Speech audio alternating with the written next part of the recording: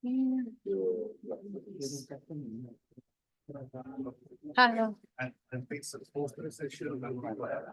Here.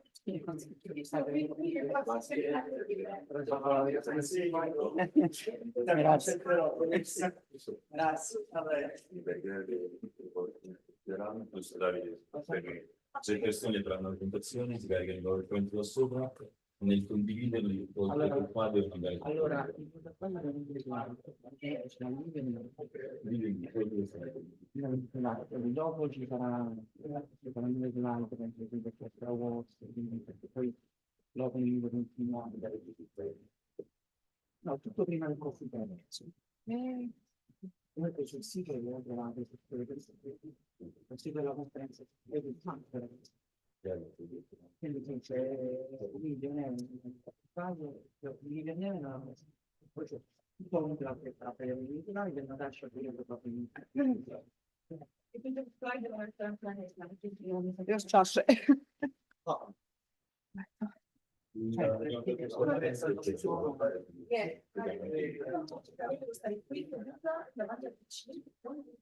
Allora, dobbiamo capire se loro vogliono parlare al microfono, vogliono parlare del cibo, se loro però c'è un po' di lavoro,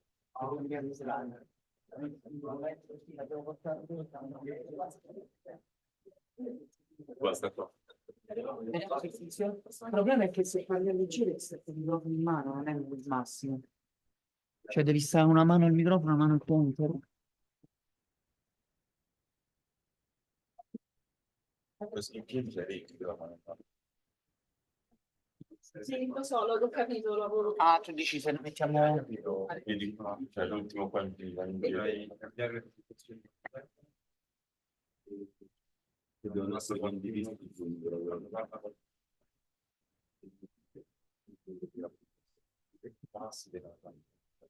Io devo stare seduta davanti a quel PC, secondo? Sì, oppure vieni qua per poter usarli quando c'è un cambio di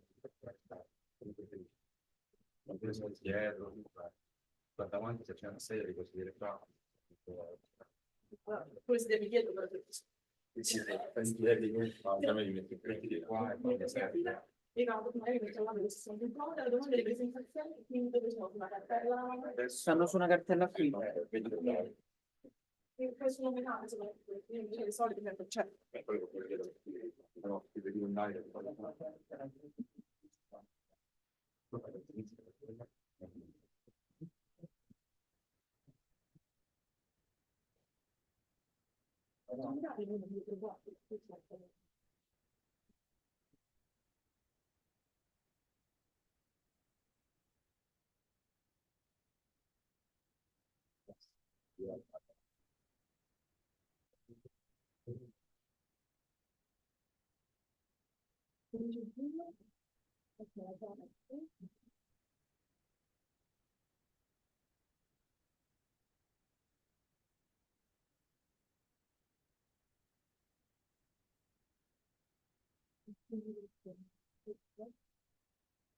Sì.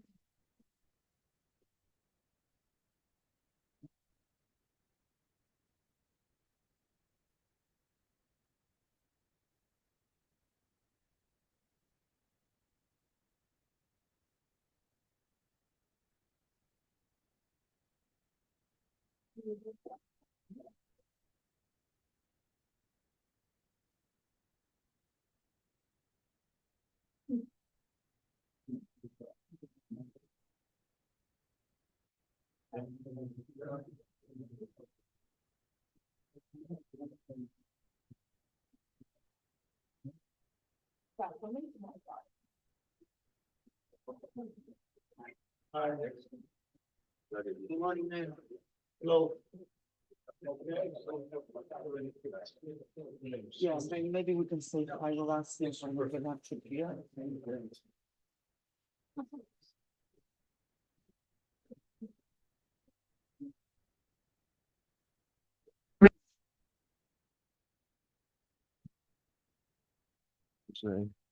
No, here.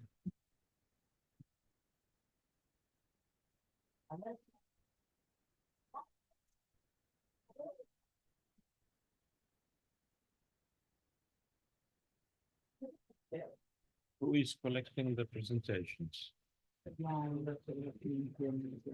Okay. So the easiest way is USB stick. I have to need.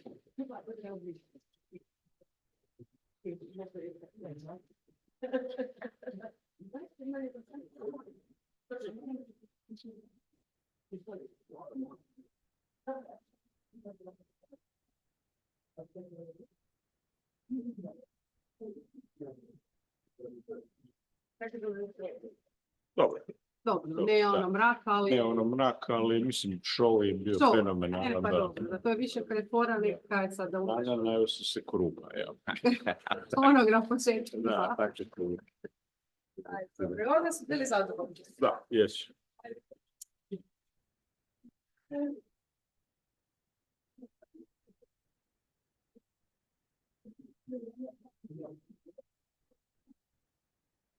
Would be close, huh? Yeah. Good that it was some rain. It's not scorching hot, but still quite hot.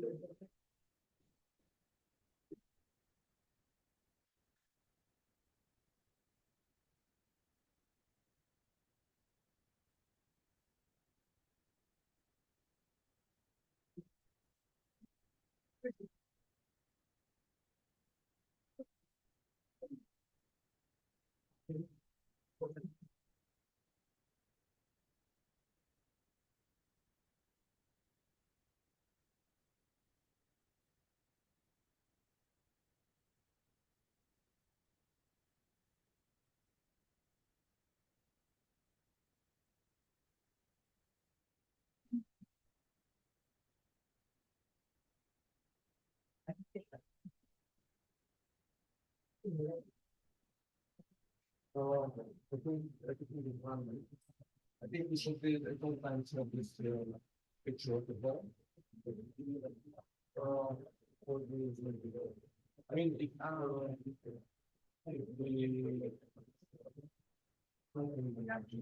buongiorno Livio.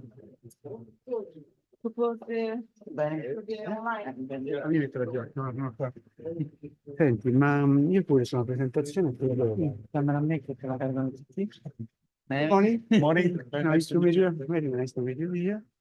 Welcome. Waiting. Thank you. Waiting. And in particular in this faculty, which was my most Okay. important faculty in my academic life. For 22 years I've been here. Which are the dean for Yes. That's right. It's particular because this is outside of the campus. It's one of the It's very nice location. Yes, I think so. Very nice location. Very nice. Because Facilities are Yeah. very good. So I've never been here. yes, yes, several times to check the facilities and the agree and everything. Okay. Sei contento? What do you think? You want to speak There's here, okay. or you can stand with all the mics are working, or you can go there and we have the pointers for the up to you. Because For the slide. I could be here. Or yeah, we have the names, but because once it was a problem was there. no, no. The podium, if you need, I don't know if you want to use it. Che bisogna fare quindi? Because if you go there, fai we tu? have problem to Ok, io che faccio? to hand the mic No. in the hand. Ok, e vado in giro. But maybe meglio forse in piedi con Sì. in piedi con E lo accendo col sempre. microfono e con questo forse lo leverei. Ma questa è la mia postazione? Mi sa No. che non però mettili dove vuoi, mi sa che stai No. Tanto beh, questa è la postazione di Sì, quelli che questo devono qua, parlare. sì, qua. Qua. Quindi quando uno deve parlare, si mette qua. No. Sì, no, tanto siamo 5 qua, questo posto rimane libero. Questo vedi. Quindi va bene che secondo me sia. Ma questo comunque lo vedi voi. Quello sì.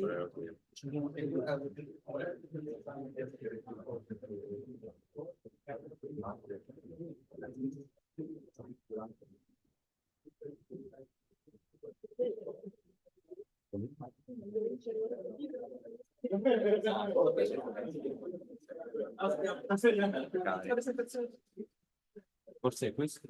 Quella- Aspetta, credo pure quella lì. Sì. Livio, tu c'hai un OSD la presentazione Sì. oppure la carichiamo da PC? Ce l'hai nell'OSD?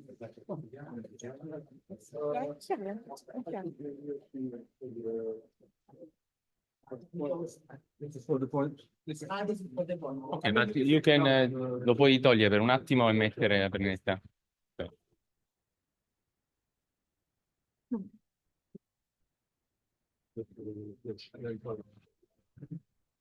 Tu hai Europa?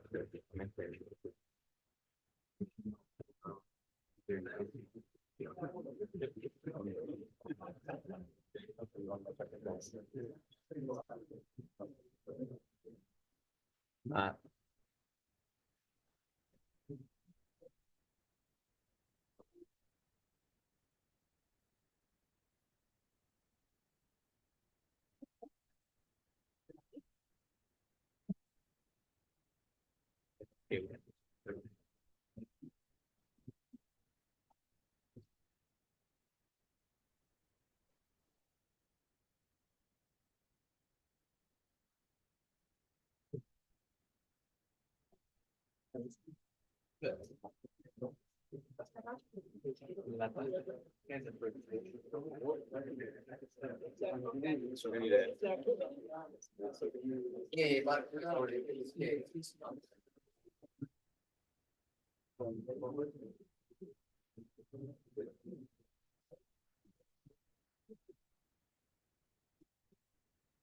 Mi sai tutti coinvolti.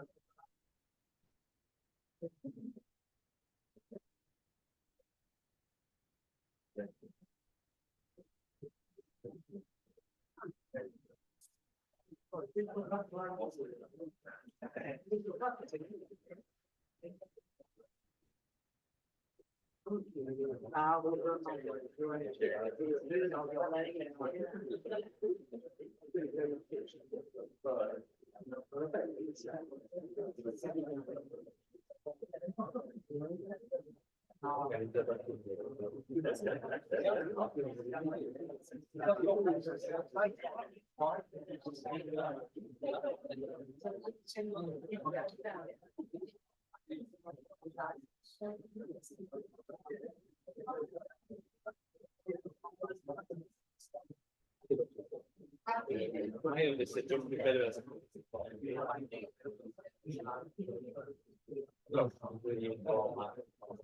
finisce la conferenza, poi puoi fare una roba di mare.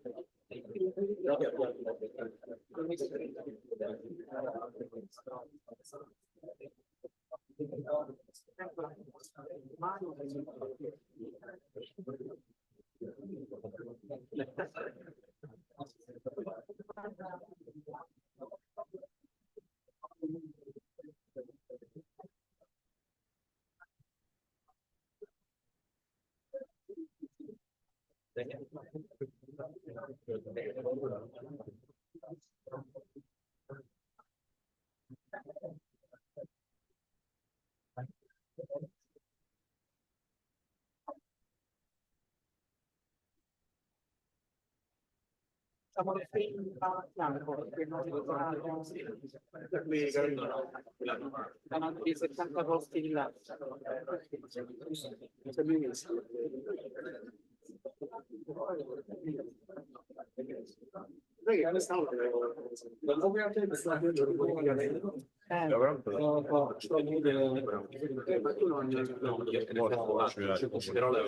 Francesco dell'aeroporto di Bari.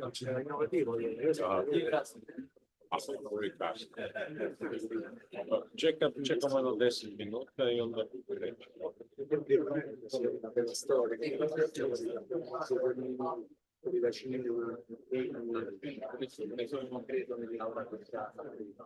No, quella sì, però saranno diversi. Ricordiamo già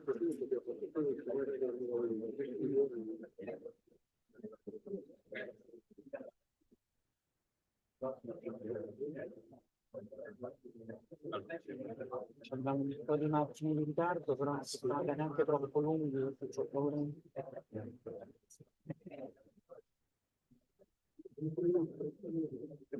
dare un'idea di siamo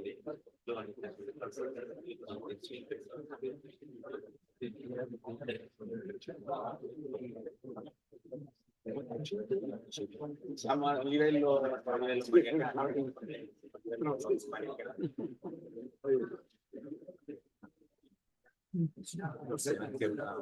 avete forze. Questa cosa le sessioni vere cominciano vedete come poi c'è il private speech alle 11:30 dei lanci e poi diciamo 12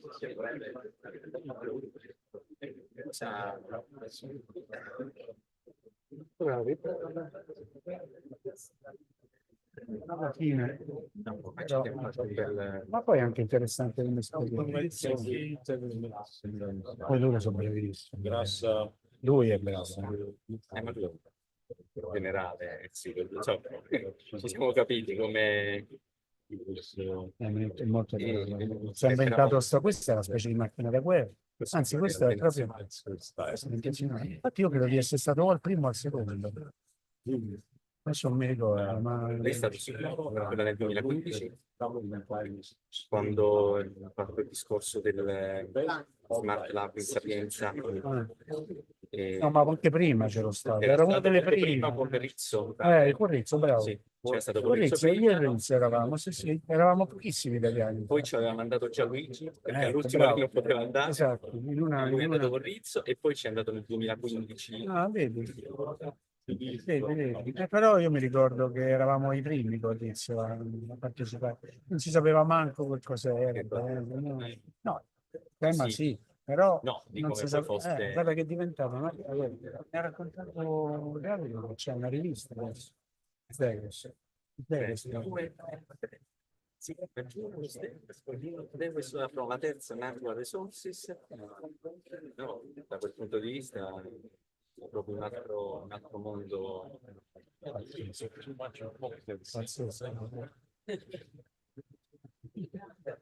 E poi sono quelli che portano avanti concretamente il processo di decarbonizzazione, che in questo momento in particolare è molto in crisi, perché questo vento di negazionismo che c'è. Non so se si ricorda, c'era quella professoressa portoghese, nella Maria Grazia Carvalho, che è stata europarlamentare per l'ultima legislatura e da 3 mesi il ministro dell'energia in Ah, in Portogallo. Portogallo, sì, c'è pure lei, no? Stamattina, sì, ieri c'era, penso stamattina.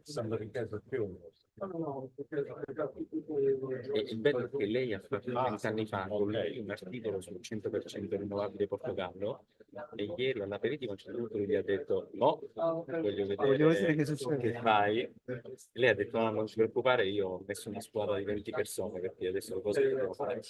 Ma il Portogallo è avanzata come situazione, Portogallo, Spagna. Il problema è che siamo noi, il problema è l'Italia, non è che l'Italia è veramente messa male. Se ovunque in anagramma o sotto leggiamo Eni, ci siamo capiti, no? È così.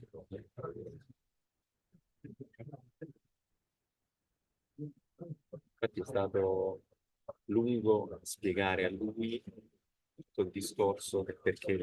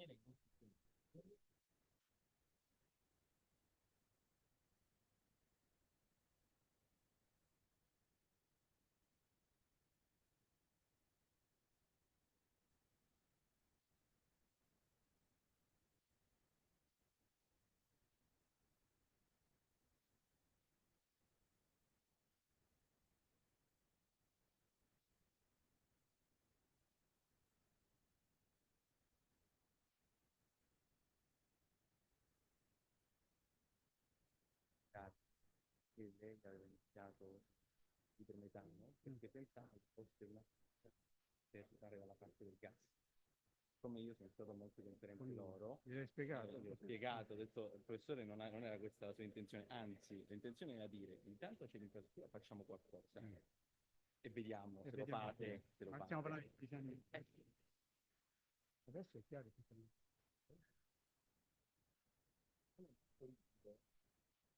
Un po'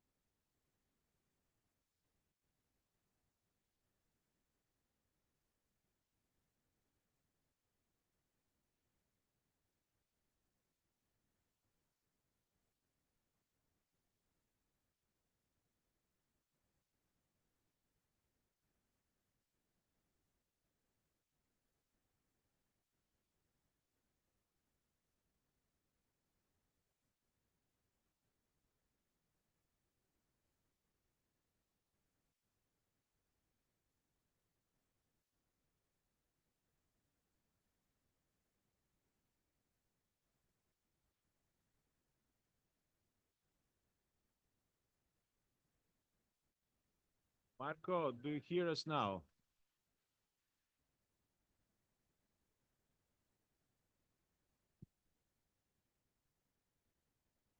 Can you hear us, Marco?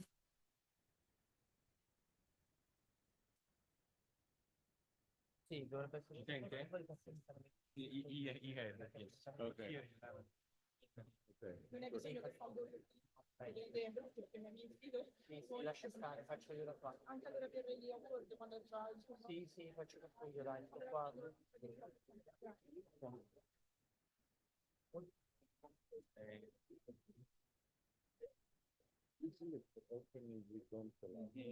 Put your chair so you can run it the different way.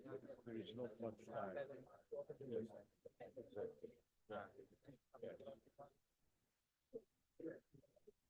Time for questions is panel and and part of the session.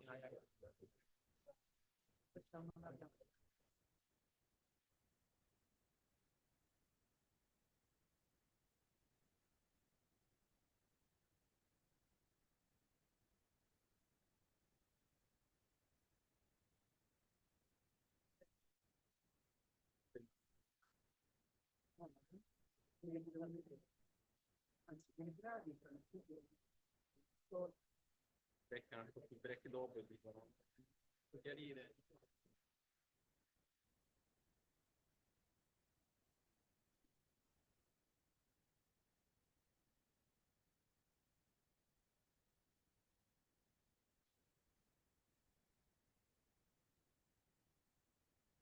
With 5 people still at the register. So I think we can start when you're ready. Good morning and welcome everybody. I think we will start in 2 minutes if you find a seat.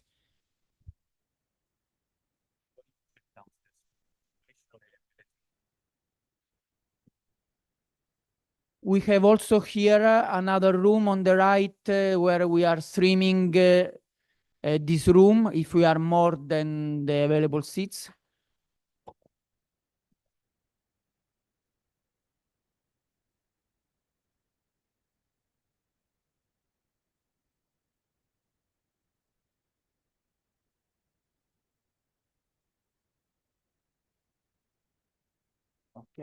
Okay, I think we can start.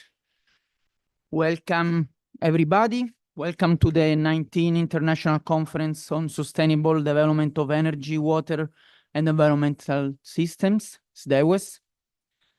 I'm pleased to chair this very prestigious conference and to host it in Sapienza University of Rome.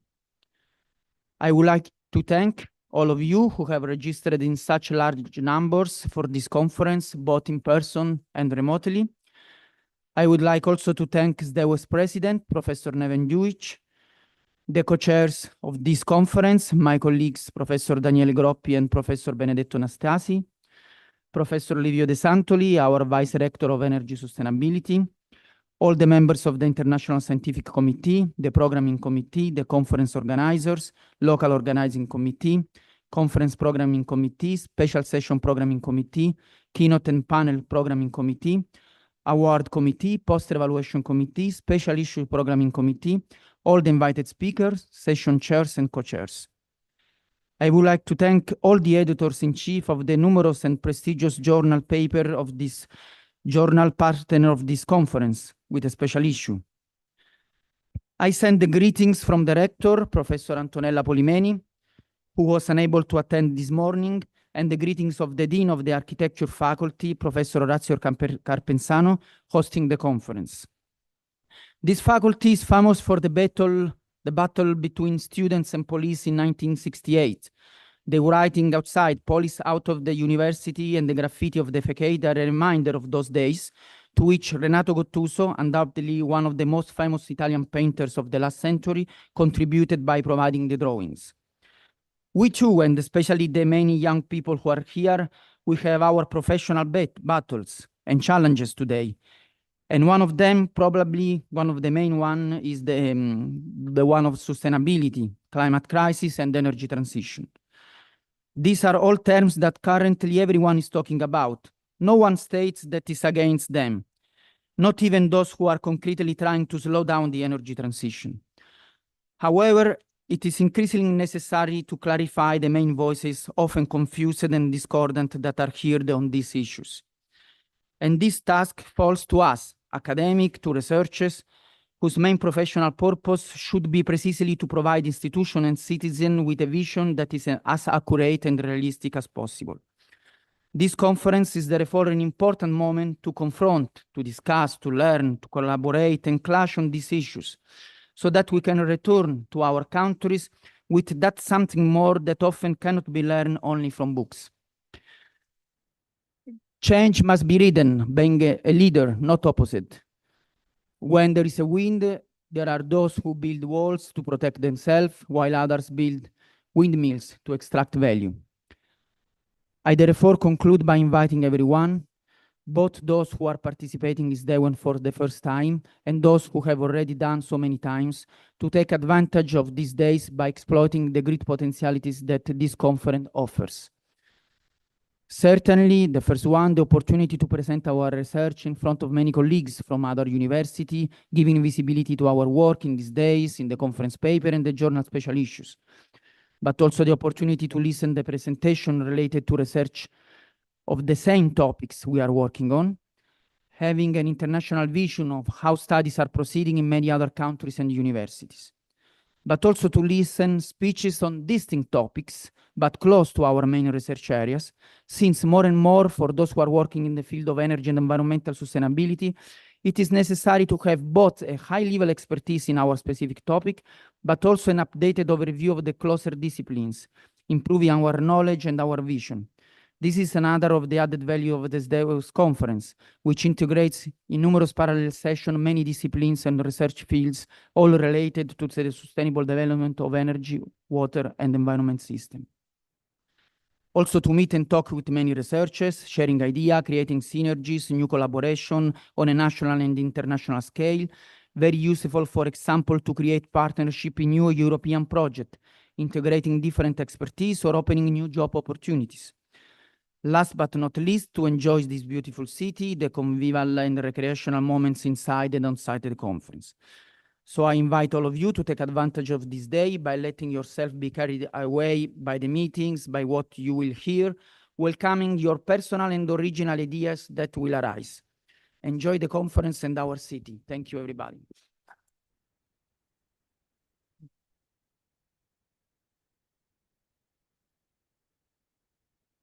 Now I give the floor to the Vice Rector of Energy Sustainability of Sapienza University of Rome, Professor Livio De Santoli, that we are pleased to have here for the first introductory speech about the role of hydrogen in the energy transition. So Livio, the floor is yours. Thank you very much, Davide. I'm very happy to be here because this was for more than 20 years. It's okay, the sound?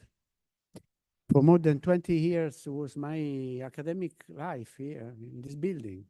My room is the next to this hall, and was very nice to be here as an engineer toward the architectural world.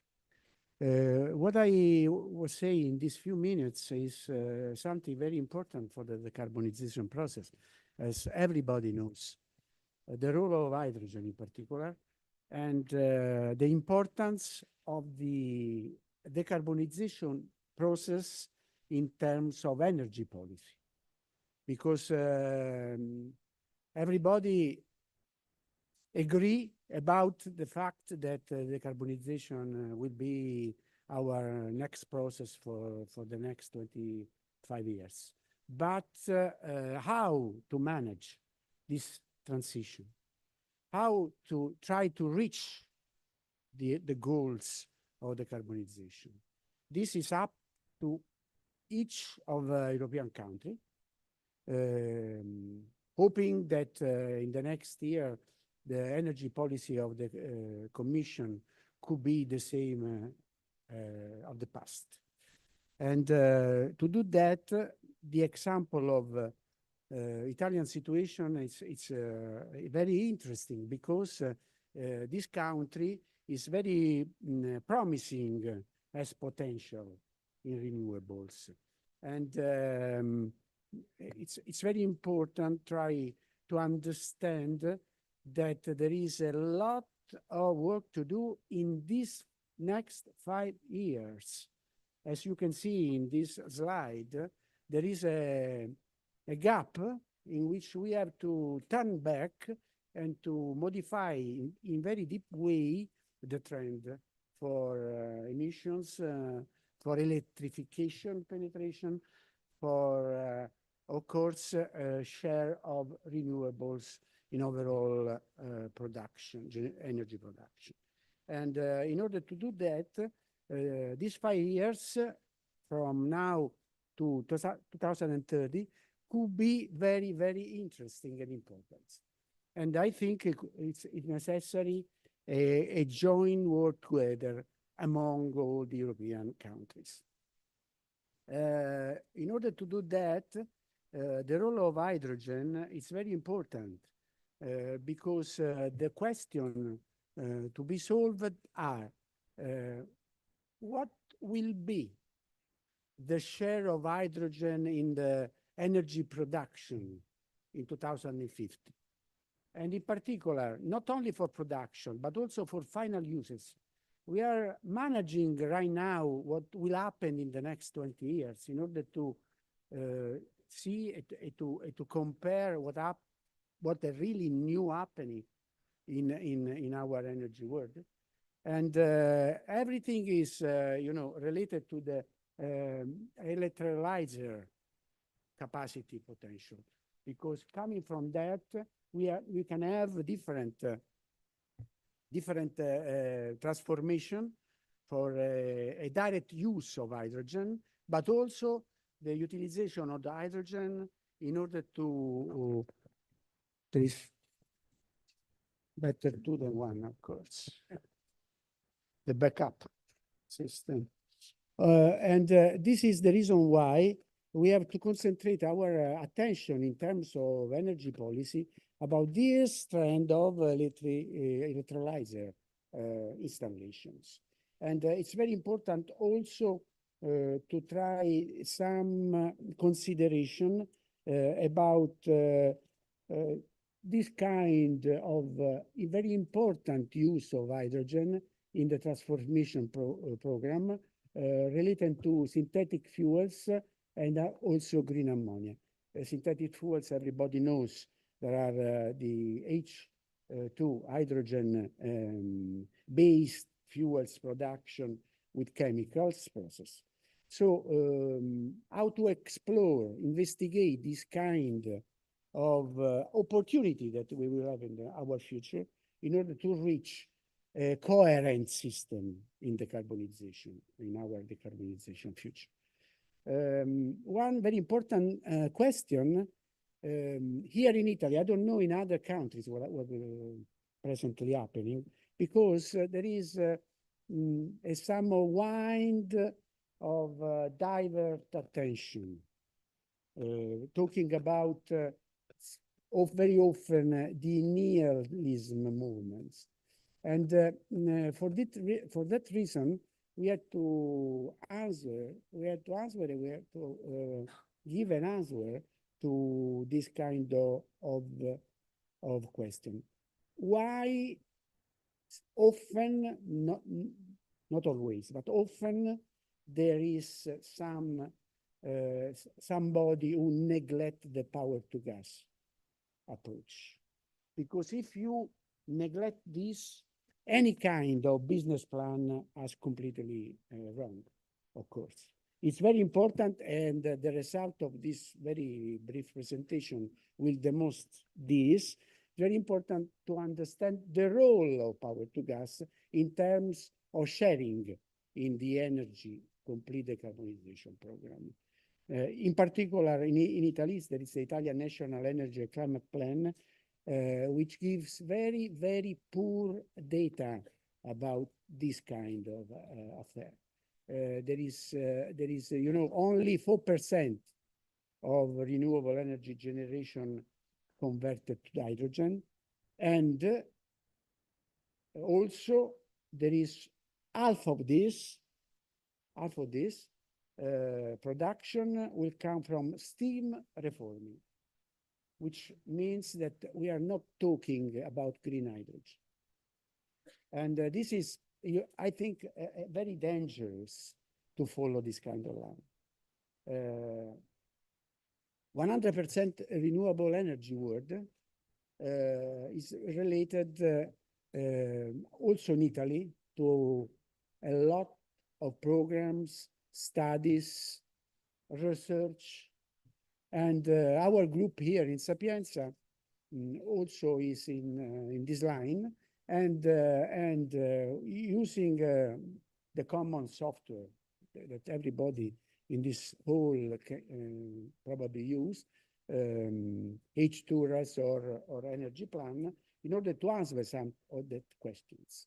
In particular, a role of hydrogen and power to X system to decarbonize the hard to abate sectors without neglecting a very, very important asset, which is the social economic implication in the energy transition, which means also to make some effort in order to understand which kind of cost this transition will have.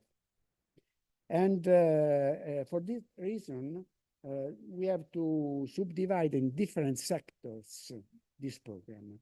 The sector of heating, of transportation, the sector of industry, of course, remaining in the same line of decarbonization. In order to do that, it's important to say that hydrogen will have different consideration in each of these sectors, as I will say in a minute. A path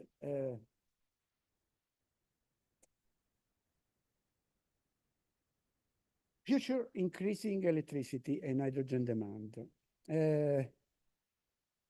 Of course, the final scenario includes mainly a electrification process, and this is the connector role of hydrogen in a parallel path, as you can see here in this slide.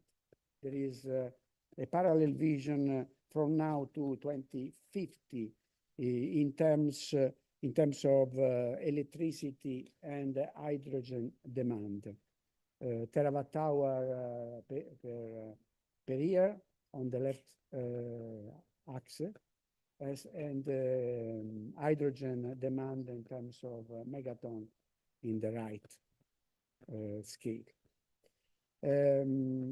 In 2030, we'll have here, this for Italy, the projection to reach some more than 9 megaton per year. But the plan, the Italian National Energy and Climate Plan, forecast just 0.25 megaton per year. This is a very big gap, and this gap can be covered as soon as possible in order to modify, because there is time probably now to modify something. A path for the renewable in electricity production, it's very important because to satisfy this demand, the electricity generation need a kind of optimization by sources. Optimization that you can see here in this figure, in which there is a path, there is a roadmap from now to 2050, in which there is a completely different situation progressively.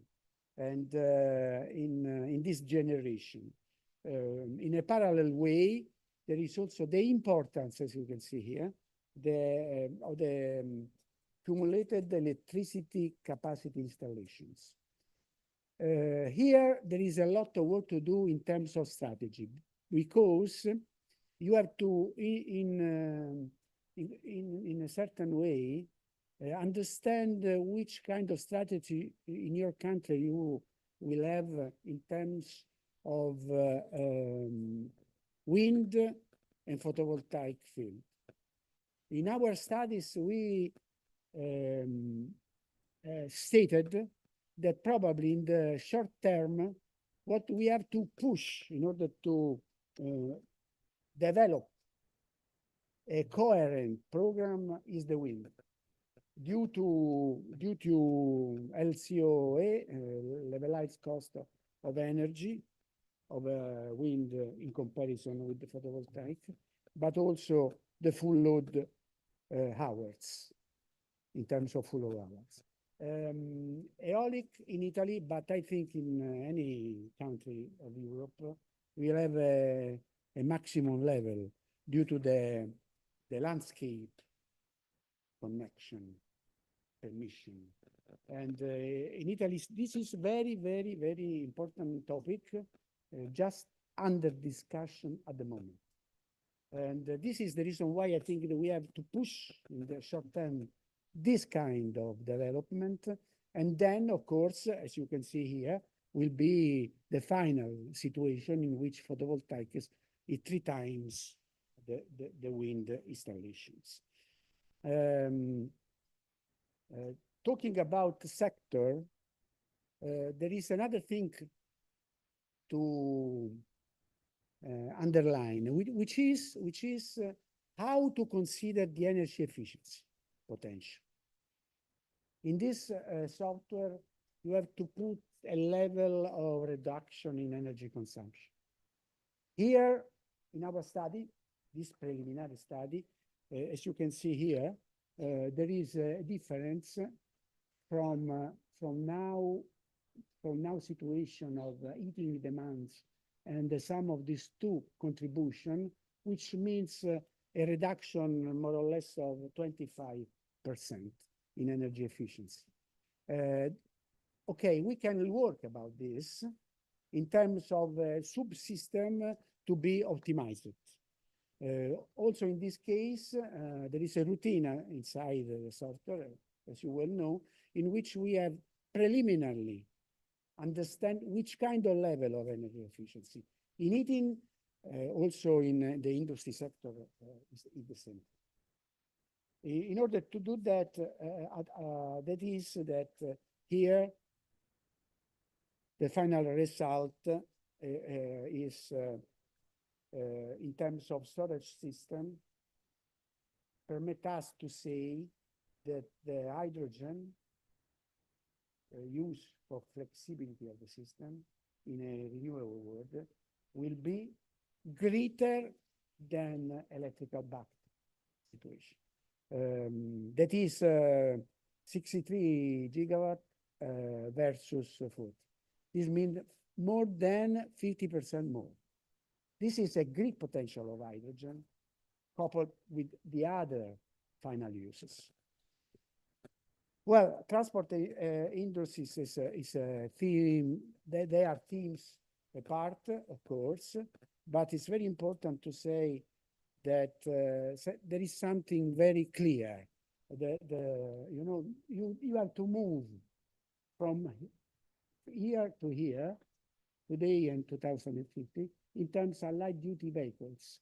There is a dramatic decreasing of you know, here, the consumptions, if you will, due to what? To the motor efficiency. And this is very clear. I don't know what happened now around the world in terms of automotive industry. But it's appear clear that we have to push very strong in this direction. And also here in the industry, there is the problem of energy efficiency that you can consider here. Italian industries is very, very in advanced state in terms of energy efficiency for the system. I don't know outside of Italy, but I think it's very important to consider in a proper way this kind of support. Okay, so finally, we can say that we can say that as a summary of this brief discussion, what is the role of hydrogen in Italy, but I think more or less in other parts of Europe. 42% of electricity generation, 42% of electricity generation is used for hydrogen production. This is a problem because often the energy policy in the country does not consider this part. It is added to the, the carbonization energy for the common uses.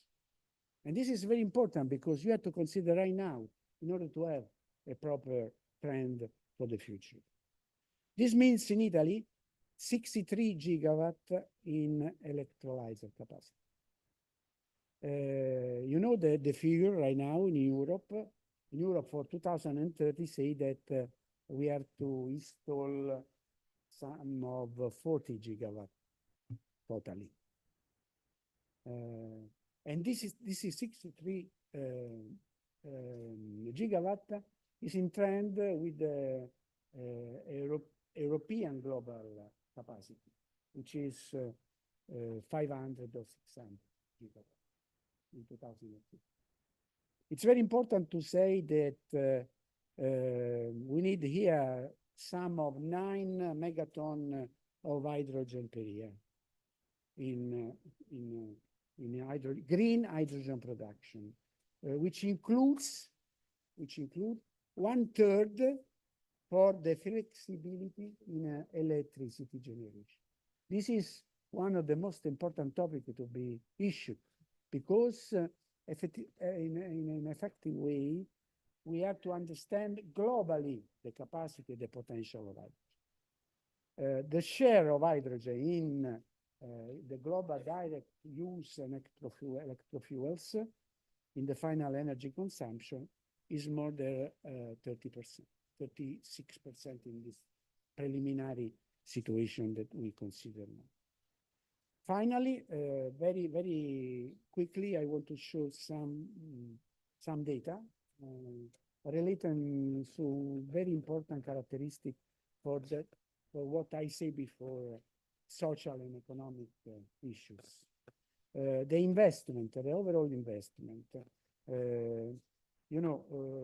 this is very important because in the overall investment, you have to put inside in the same basket everything, construction, manufacturing, operating and maintenance, installation, everything. And this means the industrial development for the future of each country.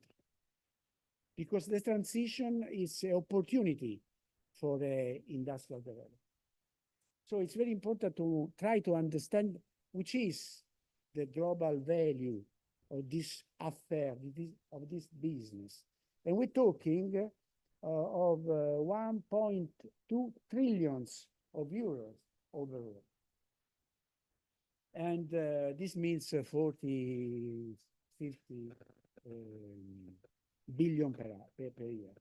And this is important because the strategy, internal strategy, local strategy, need to know how to use the kind of money, all this money, in a proper way in order to develop something in each country. For example, I am closing, I think. The problem, for example, in Italy, there is the problem of offshore wind, because it's quite different from the North Europe offshore wind. And we can use the opportunity of a Mediterranean Sea for new systems, technology, here in Italy. And it could be, Italy could be the center of this kind of work in terms in updating of the ports for the hub in this transition opportunity. Okay, we will go very, very fast at the end of my presentation with just two remarks. The first is related, the cost of electricity system is not, in the decarbonization system, is not higher than the present cost. There is a lot of data about this. Our research team is presently involved in find out this cost, as well as important to say that we have to make a jump in advance in the future, because the today levelized cost of hydrogen it's quite higher. You can see here the different strategy, the different technology of production of hydrogen here, and the real one, which the last one, which is the real green hydrogen, has a cost quite higher than the first one. But the projection, as you can see here by the International Energy Agency, the projection in 2050 is promising, because we can move from this value to the best price that presently we have, even in the next 10-15 years. This means that we have to move from our direction and from our goal, because here, speaking about the production of hydrogen, there is a big confusion between green hydrogen, renewable hydrogen, or something else. For us, the only situation to be complied is green hydrogen. And so electrolyzer is the market of the use of this production. This is real, the last one. And there is a target, a present target in Europe, in different countries. And I have to say that Italy, as you can see, is the last one. There is here, and I hope that this situation is not the same in the other countries, in trying to push up in a very strong way the hydrogen produced with the CCS. And this is the reason why probably we are with this very poor value in comparison with the hydrogen. But our effort also has a research team in this field of decarbonization, and to try to convince the political parties to approve this kind of scenario. Thank you for your attention.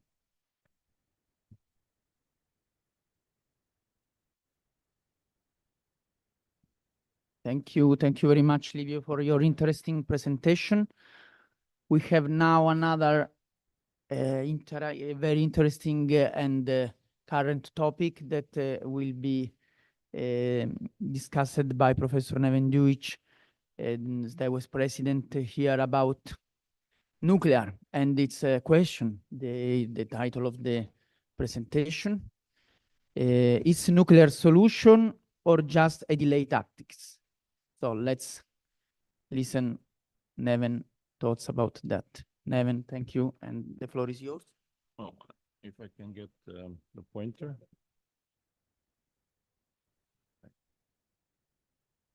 Yeah. Okay, there is quite a lot of discussion about nuclear ongoing.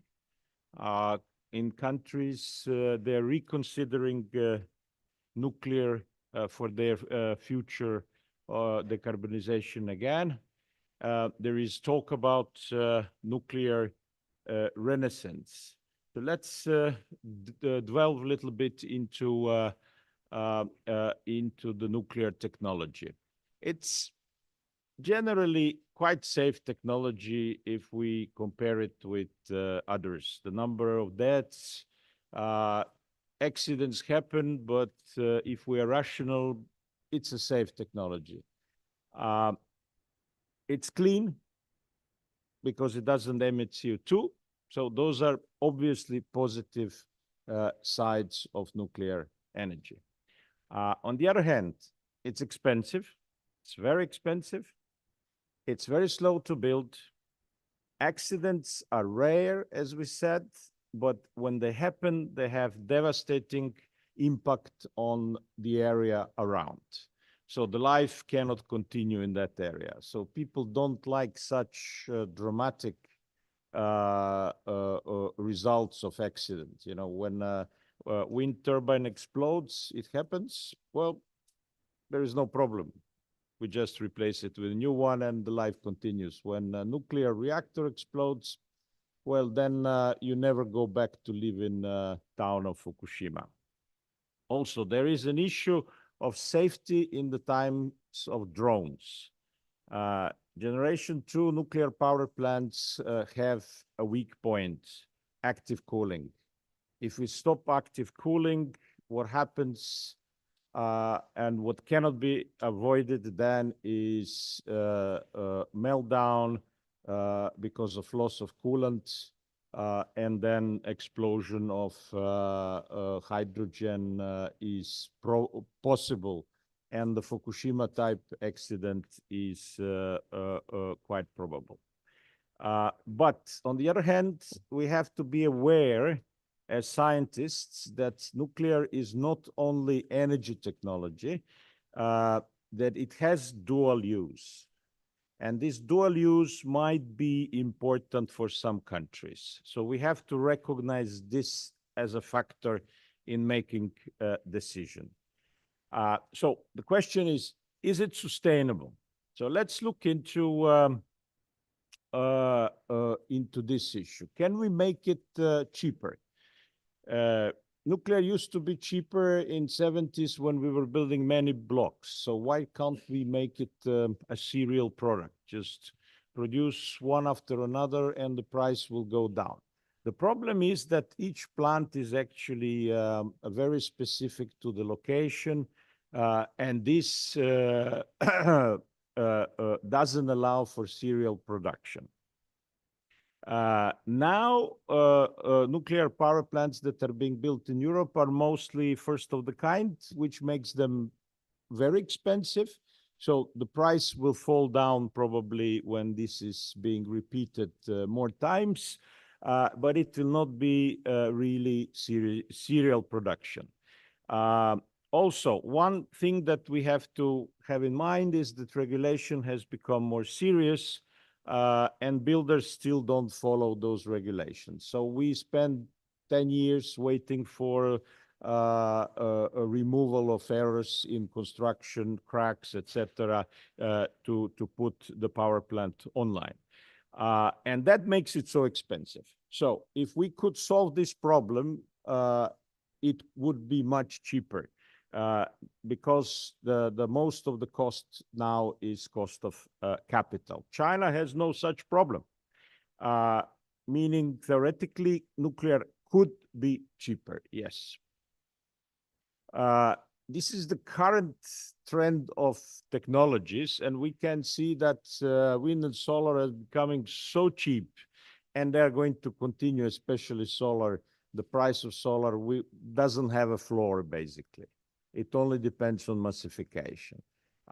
It is true that this cost of nuclear here, it's one of the kind, because only one was built in the States. But as I said, the price will not significantly fall down.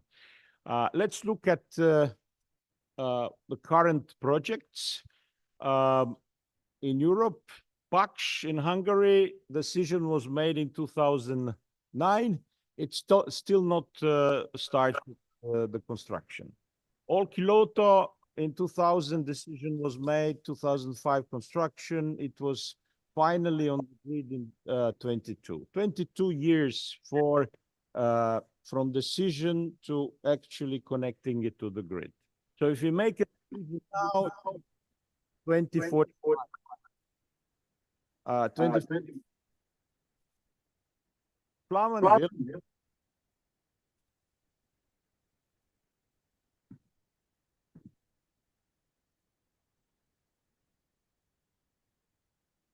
okay.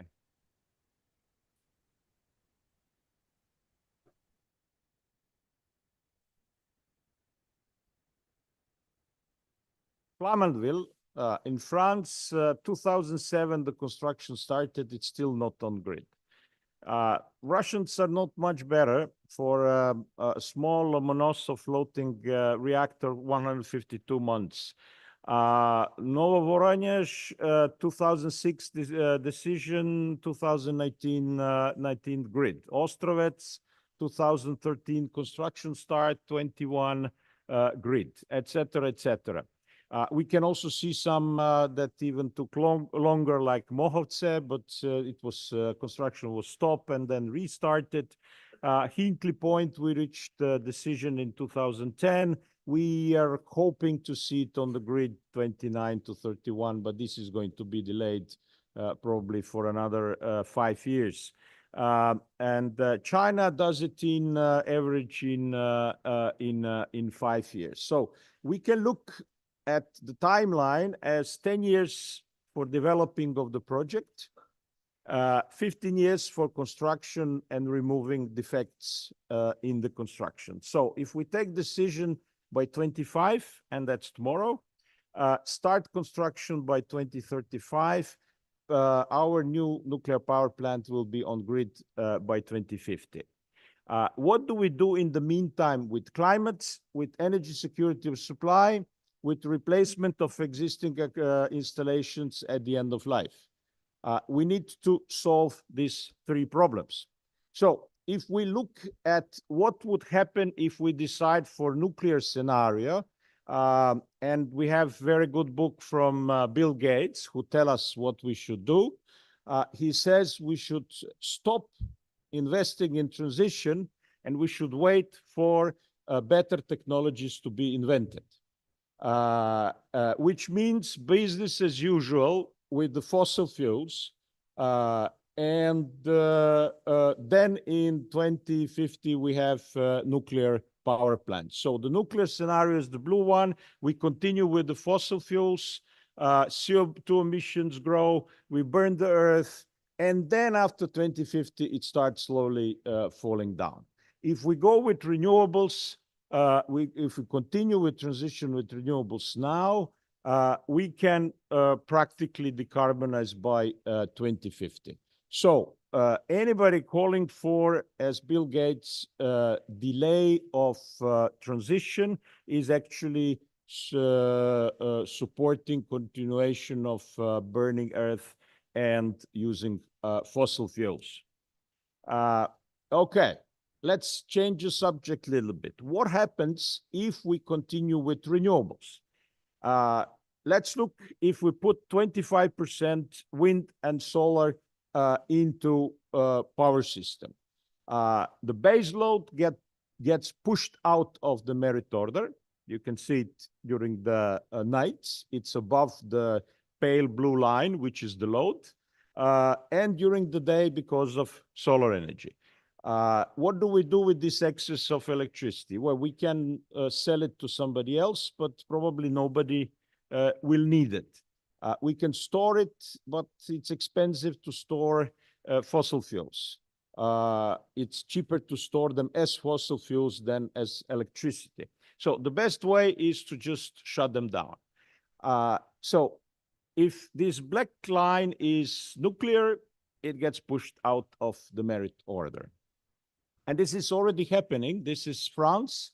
In May 23, nuclear power plants in France are already cycling. So they are basically twice a day going up and down, which means that we are already reducing the number of hours to nuclear power.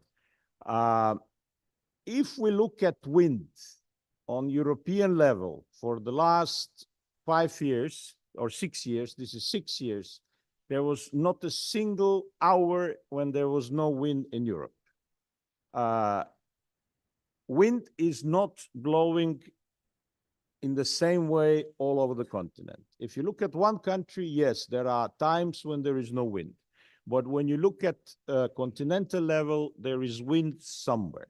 So we have wind as a base load under the red line, which can cover all our electrical needs if we build enough of it.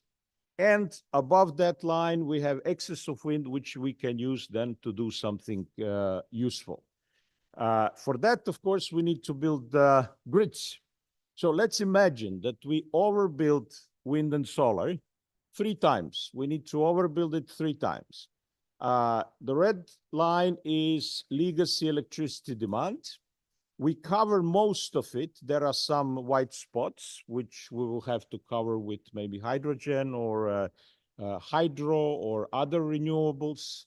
And then with this excess electricity, we can electrify heating, electrify transport, and produce hydrogen for decarbonization of high temperature processes, chemical feedstocks, and fuels for long distance transport. There is a recent excellent paper by the chair of International Scientific Committee of SDEWES, Professor Henrik Lund, that compared renewable scenario with nuclear scenario for Denmark. And as you can see, high nuclear scenario for Denmark means much higher price. So this includes all the cost of integration of renewables. That means also building 3 times more renewables than we need in order to integrate it in the right way. And all the storages and all the conversions and the hydrogen and everything costs much less than the nuclear scenario. If we look at the price, average price in 2019 of electricity in Europe, it was much lower than a levelized cost of electricity.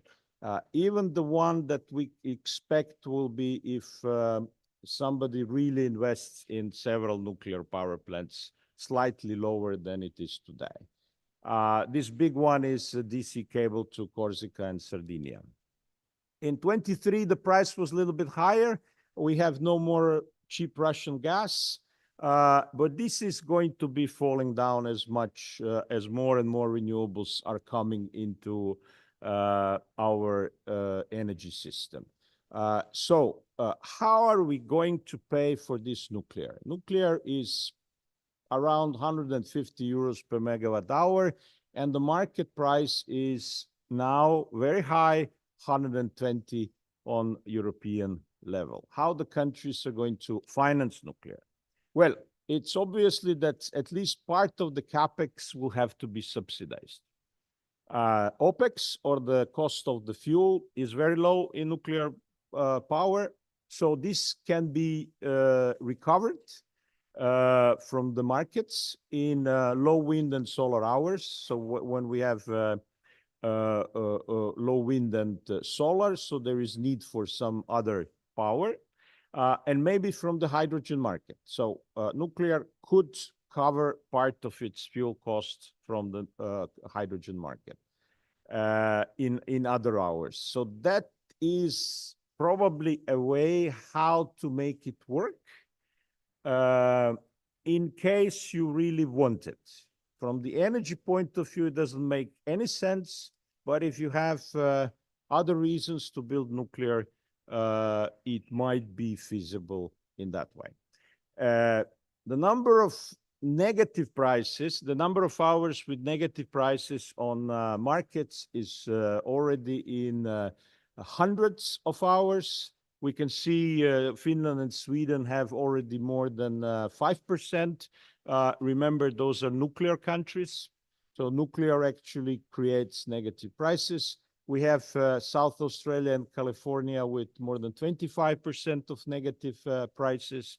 So how is nuclear going to be financed? These negative prices, electricity is best stored. Heat car batteries or hydrogen. Also, if we look at the cost of green hydrogen, which we expect to be happening around 2030, when the capex of electrolyzers would hopefully fall down to $350 per kilowatt. Chinese costs are now around double that. European costs are around 10 times that. The reason is that Chinese use supply side subsidies and Europeans are using demand side subsidies. But the critical thing of the cost of hydrogen is how many hours you can run them during the year, because the cost of capex is high. You want to have as many hours as possible. So if you're using solar energy in Europe, you have like 1,500 hours only, and this is not really that cheap. But if you combine wind and solar, then hydrogen becomes quite cheap. We can expect to have 3,500 hours of excess electricity from wind and solar by 2040. And that means that hydrogen would be very competitive if the electrolyzer costs fall down, and we expect them to fall by 2030. But anyway, we could say that green hydrogen needs around 3,000 hours of nuclear excess because of the higher cost of nuclear fuel, and the cost of electricity is higher, and that is compatible with only 1,500 hours of renewable excess. So even there, renewable hydrogen will be more competitive than nuclear. So is nuclear sustainable? Not really. It's not viable. It is more expensive than clean alternative. It takes long time to build. It extends fossil fuel lives significantly. So it's a great delay tactics. If you're from a gas lobby, it's a good policy to support. It may make only as a part of dual use strategy. So if you want to build a bomb, it might make sense, but you will have to heavily subsidize it. With high subsidy, nuclear may be feasible. Thank you.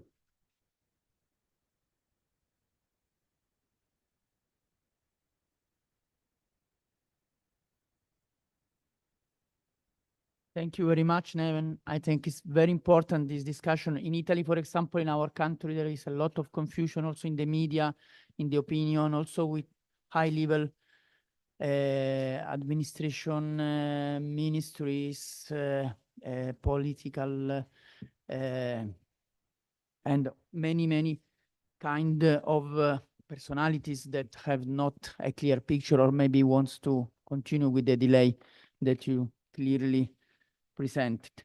Now we have a ministry here from the Portugal. We are pleased to have here with us Professor Maria Gracia Carvalho, the Ministry for Environment and Energy of Portugal.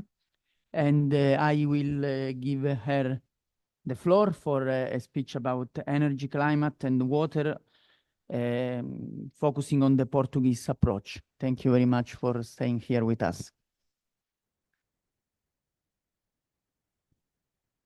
Good morning, ladies and gentlemen.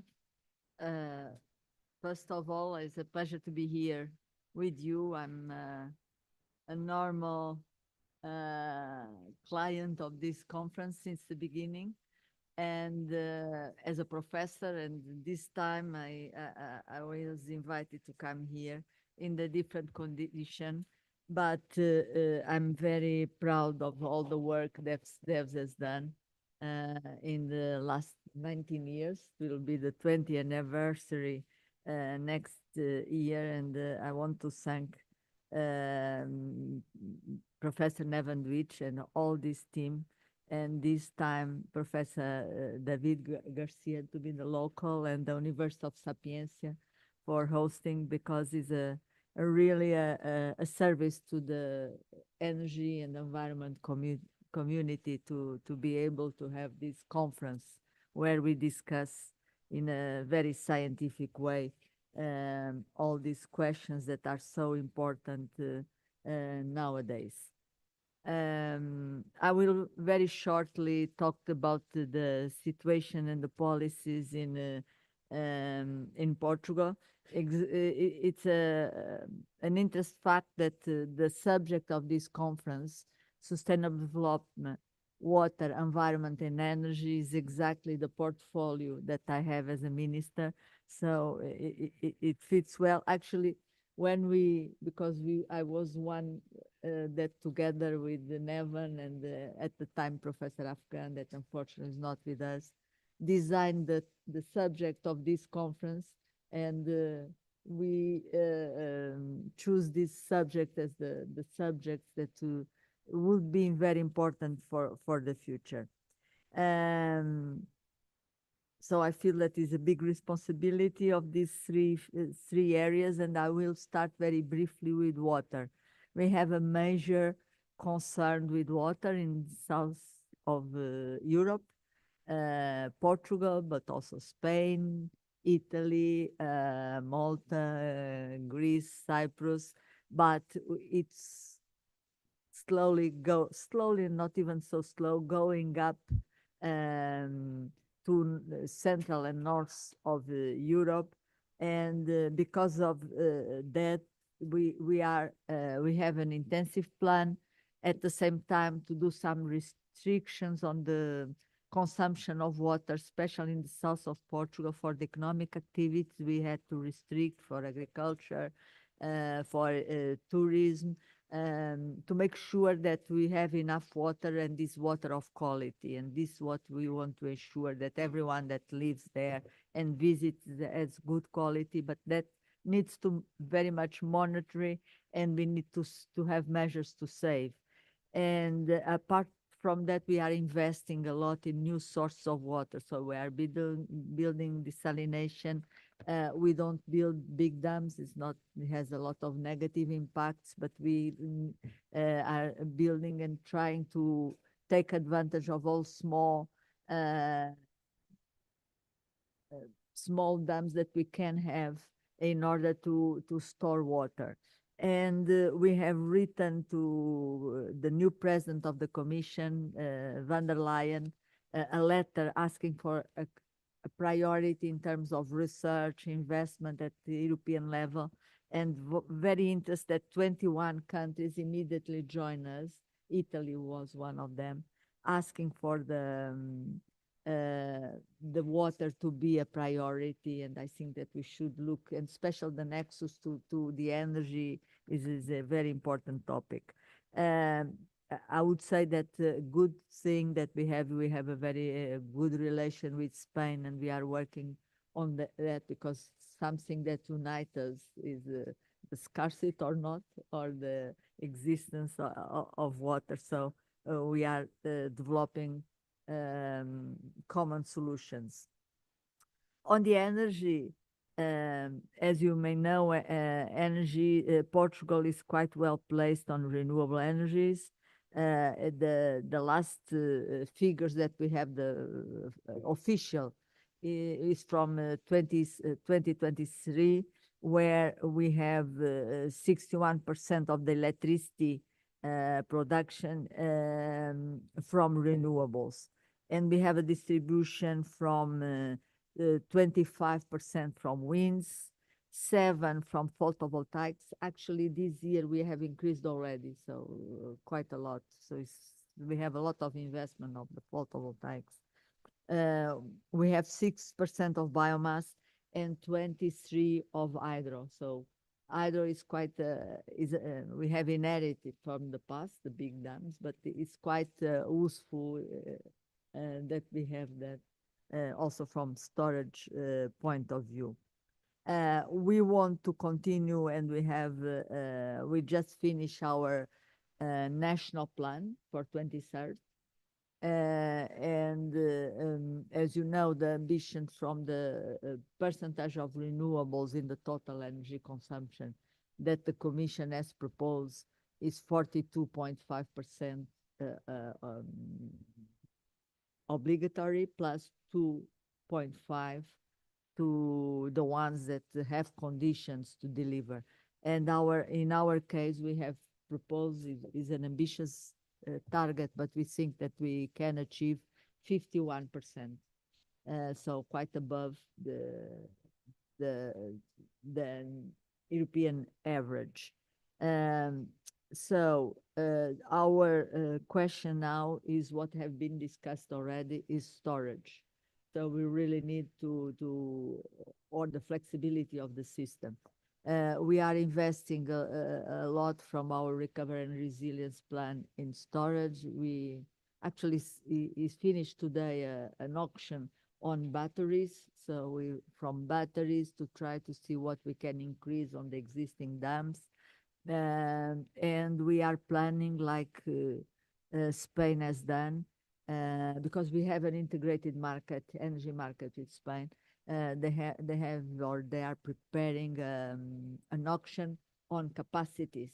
Let the market decide what is the best solution for the capacities, and probably we will do the same. So we are designing a system that we will do the same, because we really need to have quite similar solutions, even for a question of competitiveness of our industries vis-a-vis our neighbors. So another point that we are investing public funds, but we have a lot of interest from the private sector, is renewable gas, including hydrogen. We have only firm commitments in terms of requesting grid connection or having requested the license, environmental license, more than 20,000 million of projects in renewables to hydrogen. Most of them to the region in the south near the coast that is called Sines, where we have a big harbor, which is our most important harbor. We actually, this shows the importance of water. There is plenty of renewable potential. I'm from that region.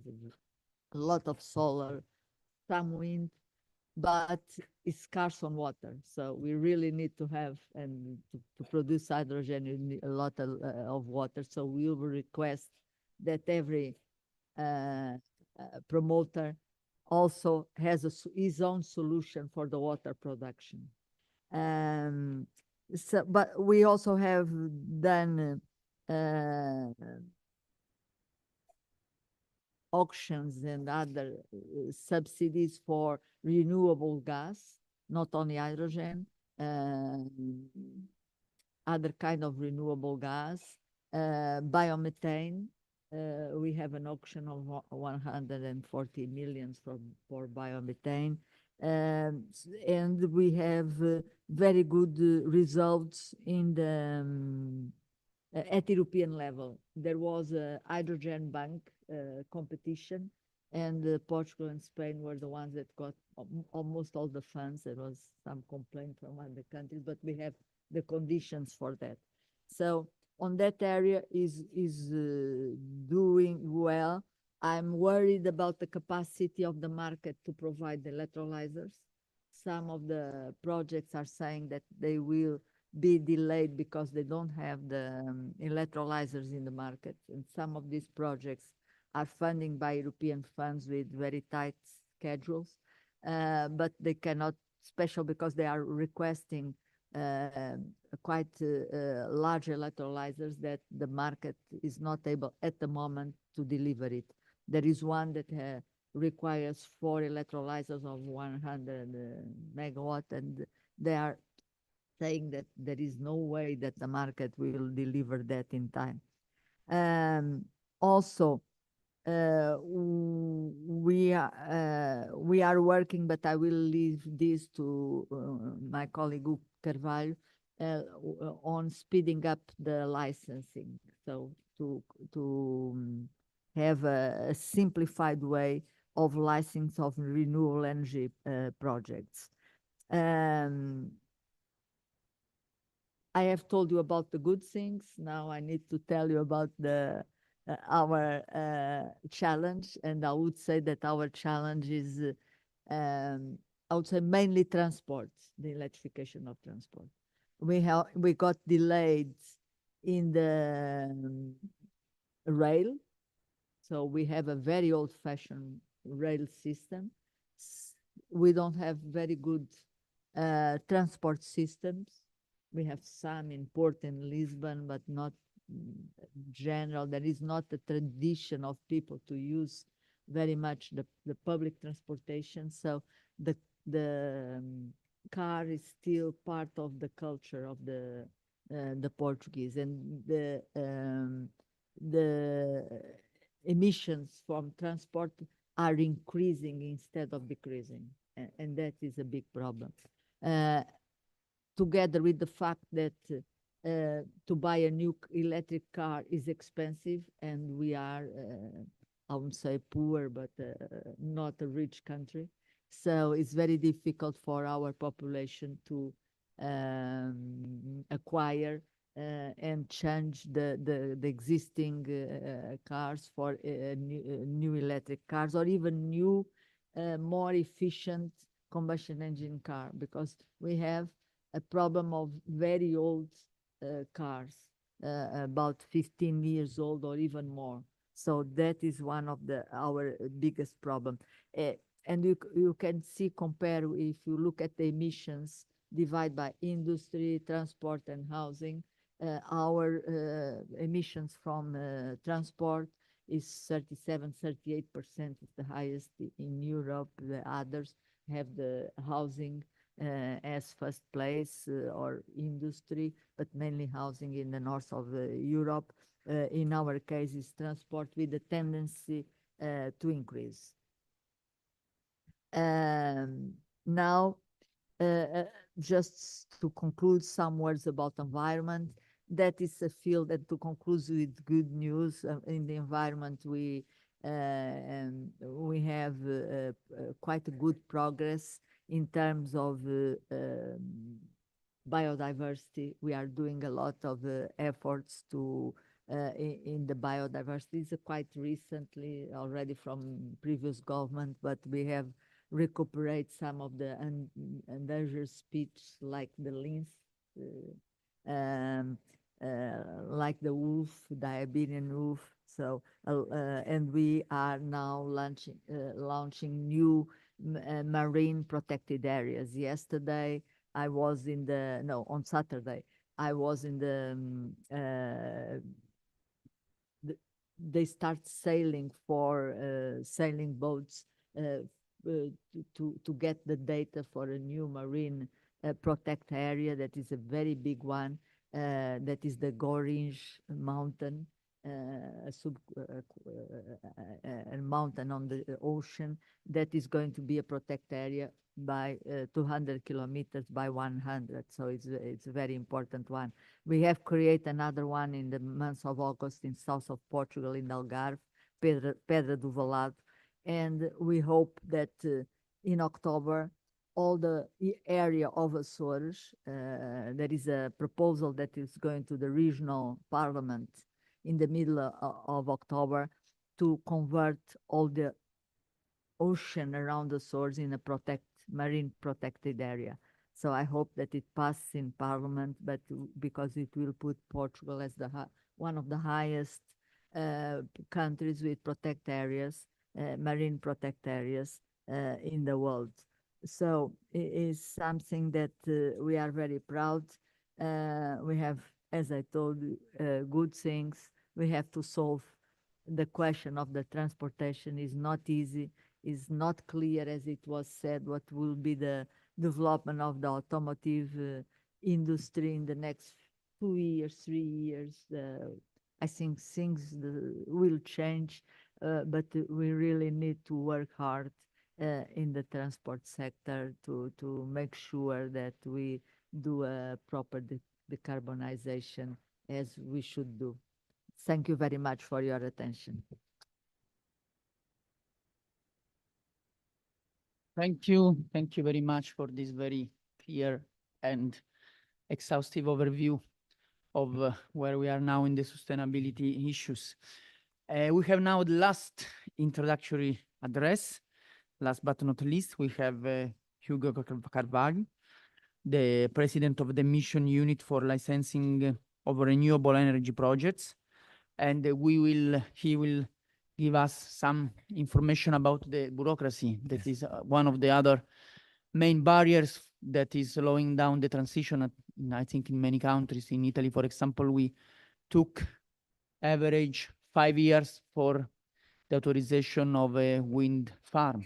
That is too much, but is the real time we need. So Hugo, the floor is yours. Thanks for staying here with us. Thank you, Professor. Is it on? Yeah. So good morning, and thanks a lot for the invitation.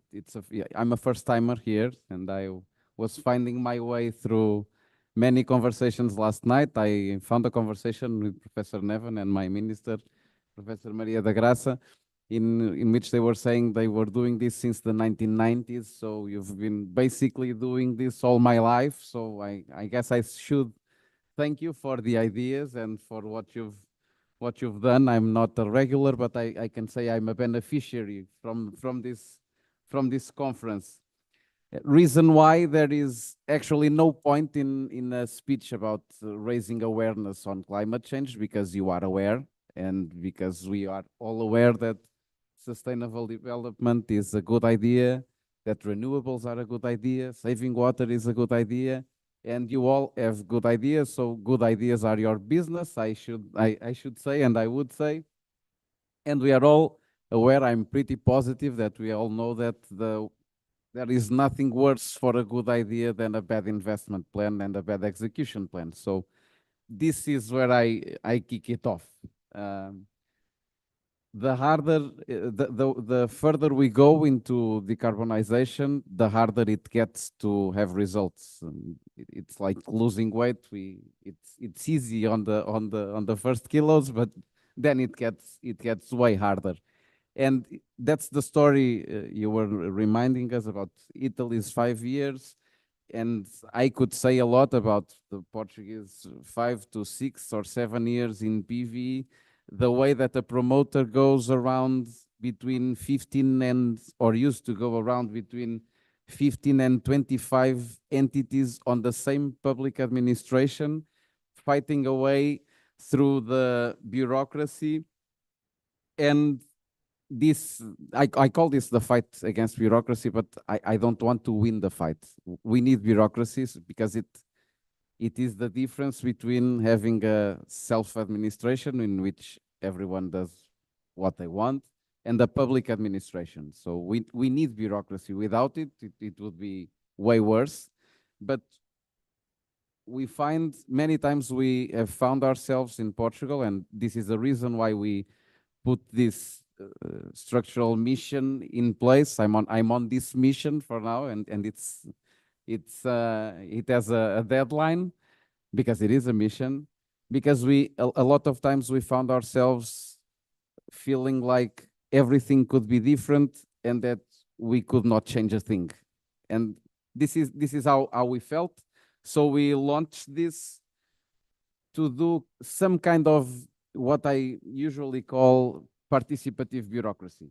So committing the public entities, because I grew up listening to renewables are the way, but then renewables are the way if they respect municipalities, and then if they respect the regions, and then if they respect the army, and then if they respect the water lines, and then if they respect the roads, and then if they respect all of the bird species and all of the land species and all of the plants and all of the trees. And if we fail to license PV or wind farms to save this or that species, we won't decarbonize, and they will still die in a couple of years. So what we started to do is, as I was telling, is to have a plan, an execution plan. And the plan went in two ways. One way was to try to license what we had on hold. And we had and we still do have a lot on hold. And that went through in the last two governments and the last maybe 4 to 5 years with a huge pack of simplifying legislation. We threw maybe 10 to 15 diplomas into a single one. We threw it all very, very streamlined on the law. And then we have a good law. And after a good law, which is a good idea, we need to have the public administration on its side. So we started to commit the mayor's offices, commit the public administration on environment, on the army, on the water, well, all the shopping list that I told you about earlier. We started to commit them, and we are still on the way to commit them. Even last night we were talking about at dinner, what's the way to commit the cities to the decarbonization goals that we have. Maybe their budget should be committed to the goals that we have. They should show, everyone should show, every citizen should show, because this is not only for politicians, this is for citizens and for scientists and for professors. How can we commit them to decarbonize, and how will this be a good deal for them, so we don't have them against solar PV, concentrated PV, and wind farms? We did a lot there, and we did a lot on the law, and now we are deploying this year the first module, and the goal is to have it in place on June next year. The first one-stop only go-to digital online shop in which you can go in, talk to an AI bot and say, I want to install a panel, I want to do a wind farm, and it will show you where in the country you can deploy it, what's the region, how is the licensing on the environment, what's the easiest path to go, if there's a line, if you got network, if there's no network, you can opt to build it yourself. So we are pushing it to, like, I don't know, I guess we are making 12 platforms, 12 digital platforms into a single one. So it's easy for every investor to come in and deploy renewables in Portugal. This was one way, and the other way, just because I know I'm the last thing standing between you and the coffee break, so I'll briefly end this talking about another work that we did, which was very, very important and maybe pioneer in Europe, which was energy communities. We struggled a lot, we have to say it. We had the law in 2019, the first law, and we grabbed about being the first country with a law on energy communities, and we went like 4 to 5 years without a single one in place. We struggled because you have to, with meters, how to put the members in, where should we stop? And this is a struggle that we still have. Where do we stop in the community? Because now you get 12 or 10 mayors coming up to the minister and saying, we want to do an energy community, and then you're not decentralizing anymore. You're not putting your production close to your consumption. You're basically doing huge PV in 12 or 15 municipalities, which was not the intended way. But we've come a long way digitalizing the licensing of energy communities, and they, as we go forward, I think maybe June to August next year, they will be in place between the 50 and the hundreds.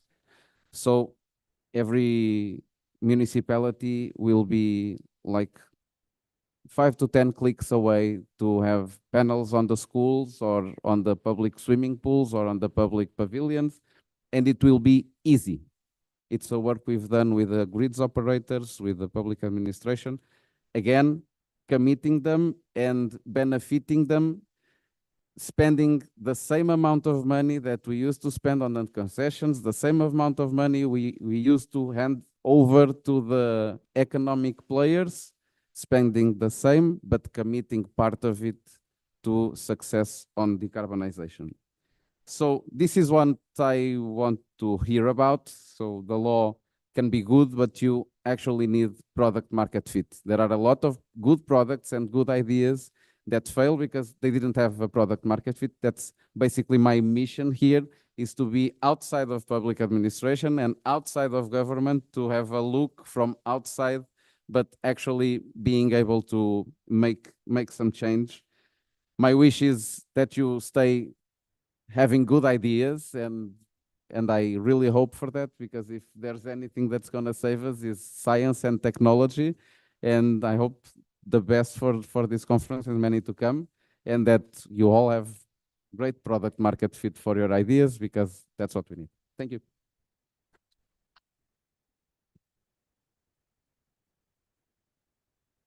Thank you very much.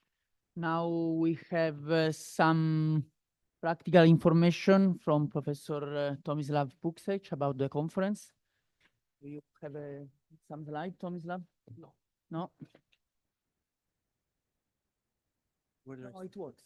If you speak closer, yes. Okay, welcome everybody. I'm very happy to be able to welcome you all today.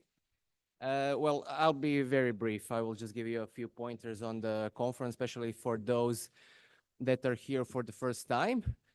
So SDEWES conference, as you probably saw it already, it's a hybrid one. So we have a virtual part and we have an on-site part. If I remember correctly, we have around 100 people in the virtual conference. So this is why it's very important that we have all the presentations in a virtual mode as a video, so all the people that are at the conference have the ability to access all the research and all the papers. I mean, whether you are in a virtual part or you are here with us today, the critical issue is that you present your paper. So for the people only in a virtual conference, that means that they need to answer all the questions that have been asked in the platform. You will see that, you will get notifications on your email, so it shouldn't be a problem. And for the people coming here and doing the on-site part of the conference, it is crucial for you to present your paper. So we are quite strict about this. So in case we have a no-show and a paper is not presented, unfortunately your paper will be canceled.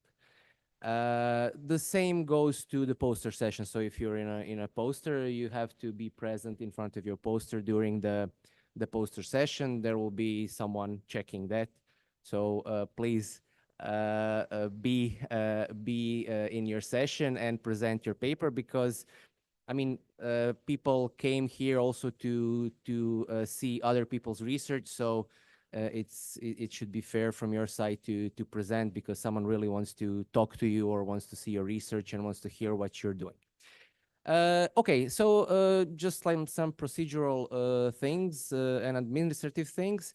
All the sessions are here. This is the room A. Room B is right there. During the invited lecture as well, we will stream in the room B as well. So for Mete's lecture, if we have a full house, it's perfectly fine to go to the room B, because we have a direct link there. So you can see the presentation there as well. And then we have rooms on this floor. We have 4 rooms on the upper floor, and we have 3 rooms on the ground floor. Basically, you have signs all over the university, so I think it would be fairly easy to find everything.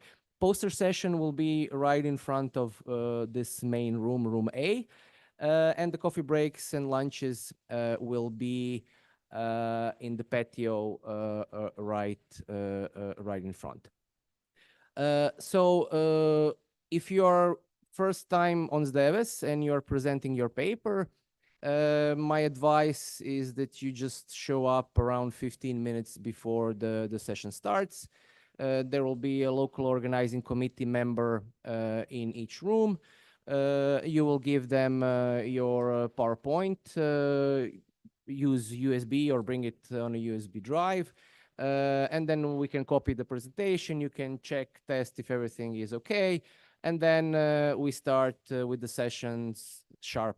So 1:30 3:30, 9 o'clock, depends when you are there. The similar situation is for chairs and co-chairs. So if you are chairing a session or co-chairing a session, be there like 15 minutes before. You will get all the information from our local organizing committee and staff.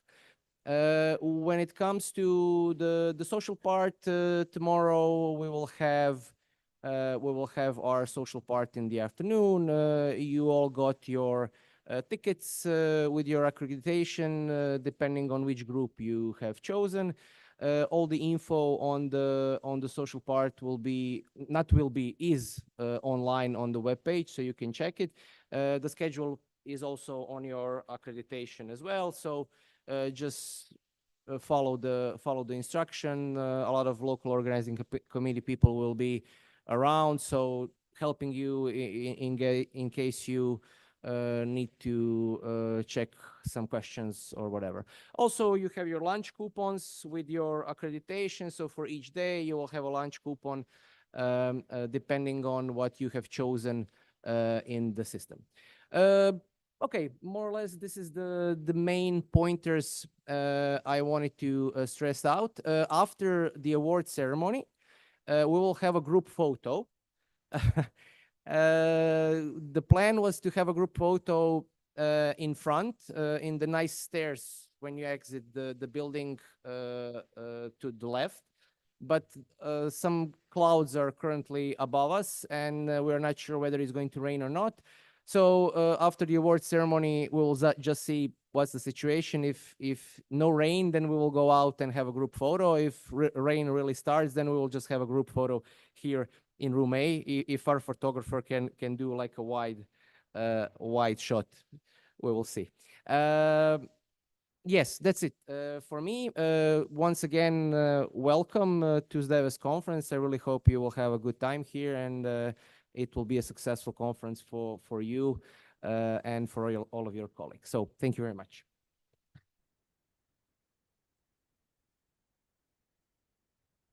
Thank you, Tomislav. We have now the award session before the photos and the coffee break. We have now here Professor Natasha Markowska, the SDEWES Vice President, that can open this session. Do you have some slide here, maybe, yes. Natasha? Yes. Yeah, the pointers is there.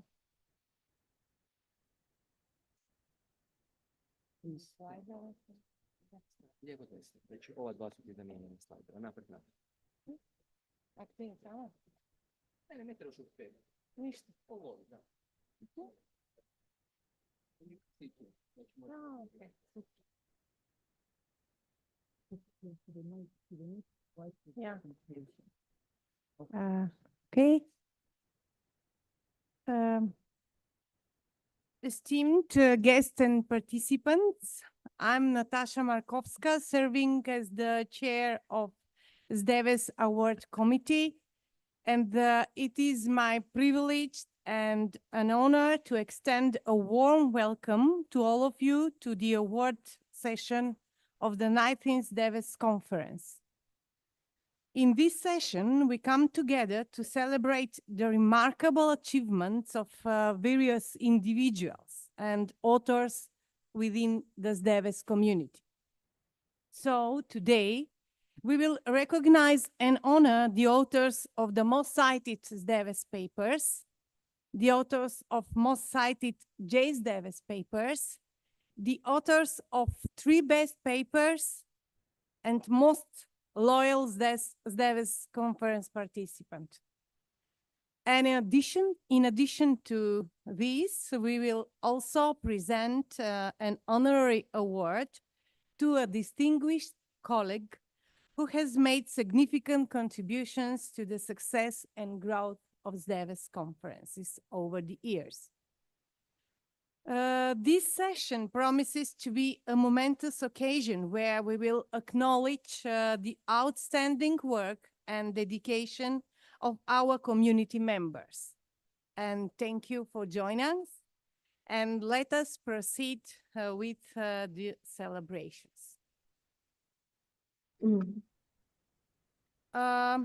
Few words about the award of most cited SDEWES paper.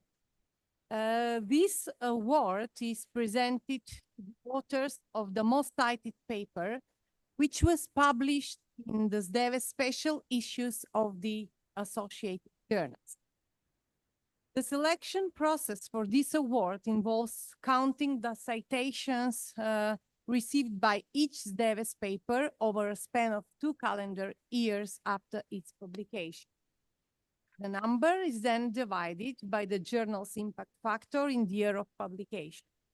The paper with the highest score in this calculation is recognized as the most cited paper. This award will be presented with a certificate from SDEWES, along with a book authored by a member of SDEWES International Scientific Committee. This time, we will acknowledge the winners of the most cited paper from SDEWES 2018 conferences, specifically SDEWES 2019 conferences, which is the SDEWES 14th SDEWES conference held in Dubrovnik.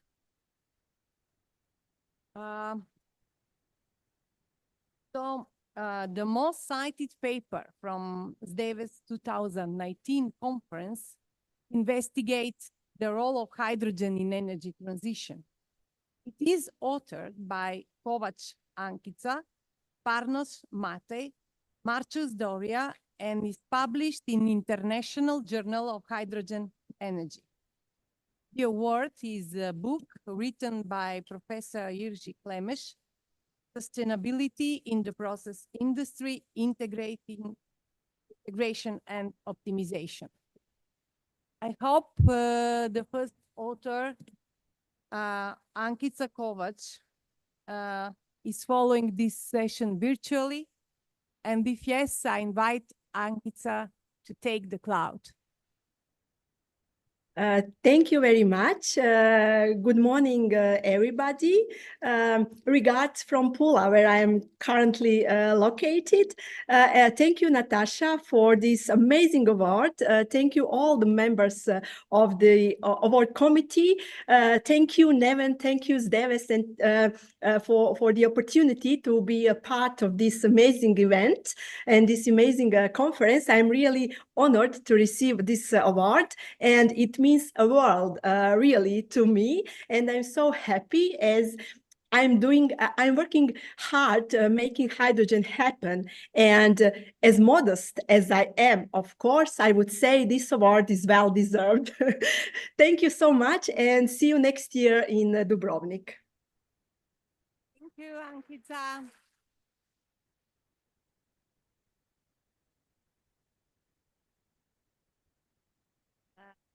Next subcategory of the cited papers is the most cited SDEWES paper. And the award recognizes the authors of the most cited paper published in the Journal of Sustainable Development of Energy, Water and Environment Systems. The selection process for this award involves counting the number of citations received by each SDEWES paper over a span of 2 calendar years following its publication. The paper with the highest citation count is acknowledged as the most cited SDEWES paper. The recipients of this award will receive certificates from SDEWES, a book authored by a member of SDEWES International Scientific Committee, and as an extra token of appreciation in the form of 2 SDEWES coins with a monetary value of equivalent to the SDEWES publishing fee. Thus, the awarded authors will receive 2 fee waivers for publishing their work in SDEWES. This time, we will be honoring the winning papers from SDEWES Volume 9.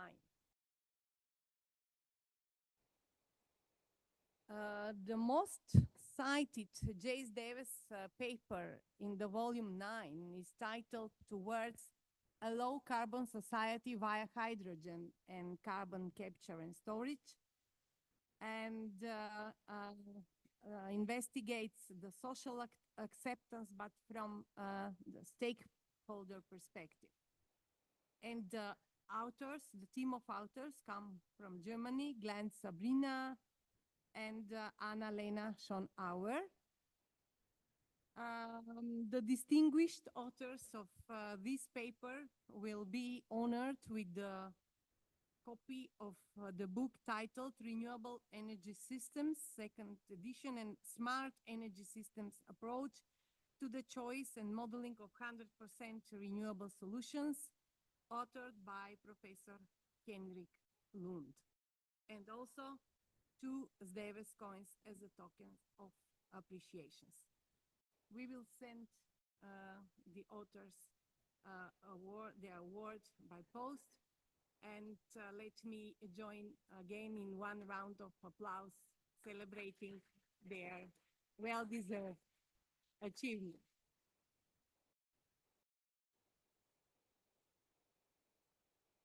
The next category of awards is the one dedicated to our best papers. It is a prestigious recognition presented to the authors of the top 3 papers, and the selection process involves 2 phases.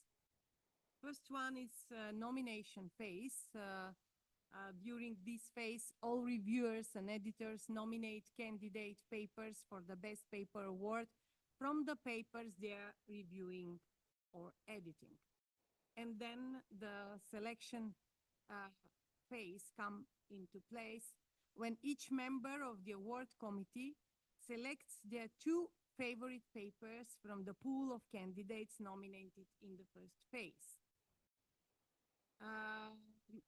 This results in a short list of papers that move on to the second phase, and in current evaluation there are over 38 nominated papers, out of which 11 papers advanced to the second phase. These 11 papers were individually assessed by members of the award committee, and the final ranking is determined based on the average scores assigned by the committee members. The winners of the Best Paper Award will receive certificates from SDEWES and the book authored by a member of the SDEWES International Scientific Committee. And before announcing the winners, allow me to introduce the esteemed members of the award committee, all of whom are distinguished members of the SDEWES International Scientific Committee. Professor Ofelia Arujo, Professor Shiv Kilkish, Professor Brian Veit-Metzenson, Professor Antonio Piacentino, Professor Ingo Stadler, Professor Alexander Zidanšek. All these dedicated professionals have played a crucial role in the rigorous evaluation process to identify the exceptional papers for the Best Paper Award. So now, without further delay, let's proceed to unveil and celebrate the outstanding authors of the 3 winning papers. The third Best Paper Award goes to the following outstanding paper: Artificial Intelligence-Driven Self-Scheduling and Self-Adaptive Strategies for Efficient and Resilient Water Renewables Integration in Data-Scarce Arid Regions. And the team of authors include Fateme Gobadi, Amir Saman, Tayoreni Karamachi, and Dusan Kank. The authors of this remarkable paper are researchers from Korea. Congratulations to the authors for their outstanding achievement. I would like to invite the first author Fatime to come to the stage and to receive their well-deserved award.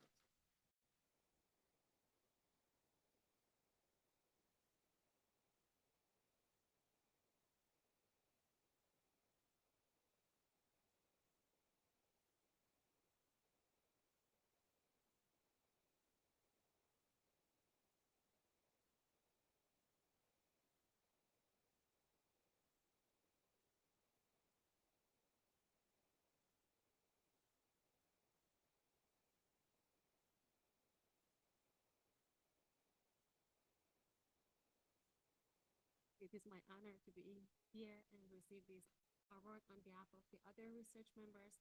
And thank you so much, Professor Levendick and all the other committee members for nominating our paper as the best paper award in this amazing community. Thank you so much.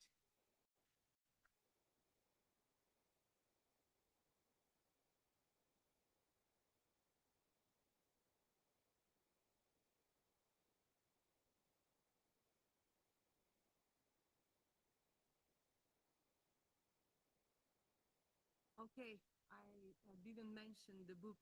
It's written by Professor Jerzy Klemes, Assessing and Measuring Environmental Impact and Sustainability. Let's go to the second best paper award. The author team of the second best paper, Dalzar Alkaz, Ofi Fuli, Faradun Ahmed, comes from UK, and the paper considers data center potential flexibilities and challenges for demand response to facilitate 100% variable renewable generation. The esteemed authors of this remarkable paper will be awarded with a valuable book authored by Professor Henrik Lund. I would like to invite the first author. He's, I think, following us virtually online, yeah, to share some words with the audience.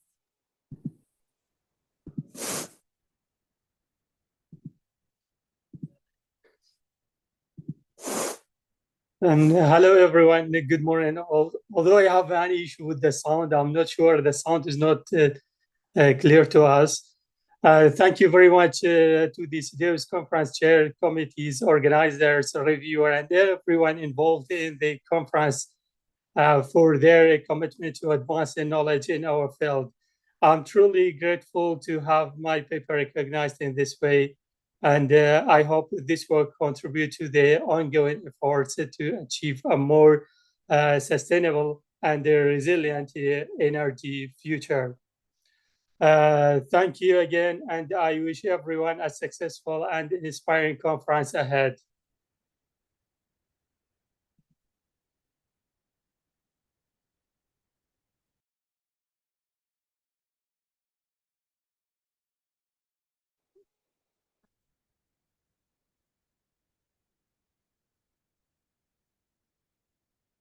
The prestigious Best Paper Award, considered the top honor among the papers, goes to the paper Comparative Analysis of an Air-to-Water and Water-to-Water Heat Pump coupled with the Aquifer Thermal Energy Storage in District-Based Applications. Author team is from Italy. And as a first author, we have Giordano Agate. Congratulations to the authors of this exceptional paper for achieving this distinguished recognition as the best of the best. The award, Professor Soteris Kaligourou book, Solar Energy Engineering Processes and Systems, goes to the first author. And I would like to invite Giordano. I think he's in attendance here to come.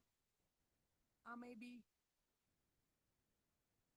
Okay, the corresponding author to receive the award.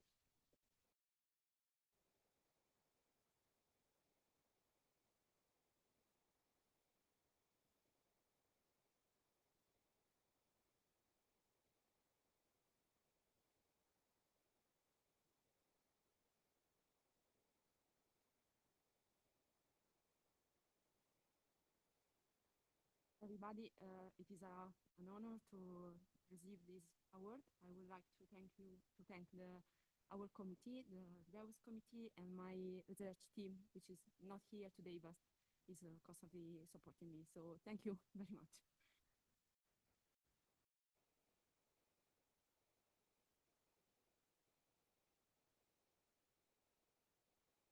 And now, before we move to the next category, I would like to highlight that we have achieved a commendable geographical representation. As the first authors of the winning paper hail from 3 different countries, showcasing diversity and the international reach of our community. We have 2 European countries represented, Italy and the UK, and 1 Asian country, Korea. Furthermore, we have maintained a gender balance with the first author of the 3rd best paper being a female researcher. So now let's transition to the next award category, the Loyalty Award. This award is dedicated to recognizing the most loyal participant in SDEWES conference. Based on participation statistics, we are proud to announce that the recipient of the Loyalty Award is Professor Ricardo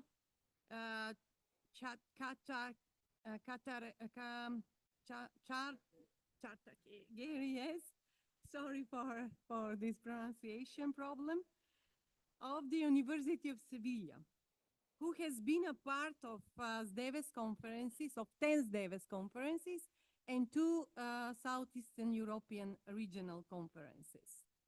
If he's here with us, I would like to invite him on the stage to receive his award.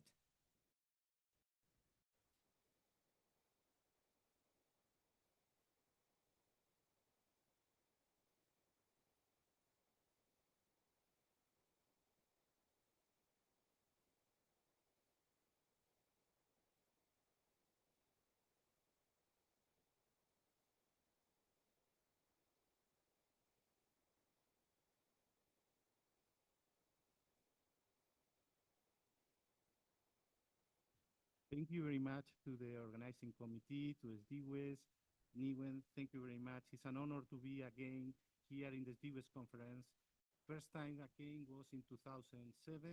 I've attended a big number of conferences, and I've learned a lot of, not only on the technical part, it's a very inspiring conference about technical part, but also networking about. I've made good friends. I'm still collaborating with some of them that I met this first time 2007. I expect to win again this 20 years ago from now. Thank you.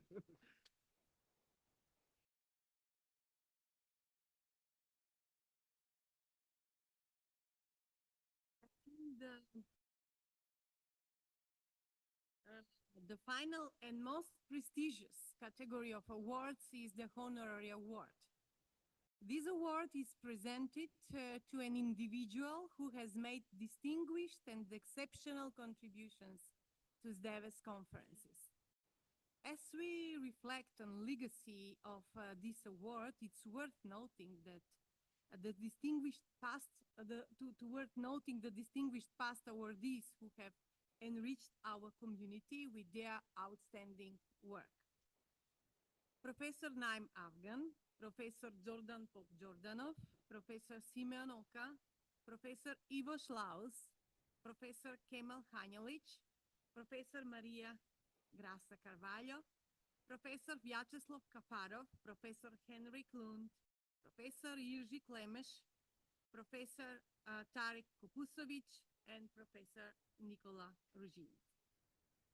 Each of these awardees has left an undeniable mark on our community through their dedication and contributions, and today we eagerly anticipate the announcement of this year's honorary award recipient.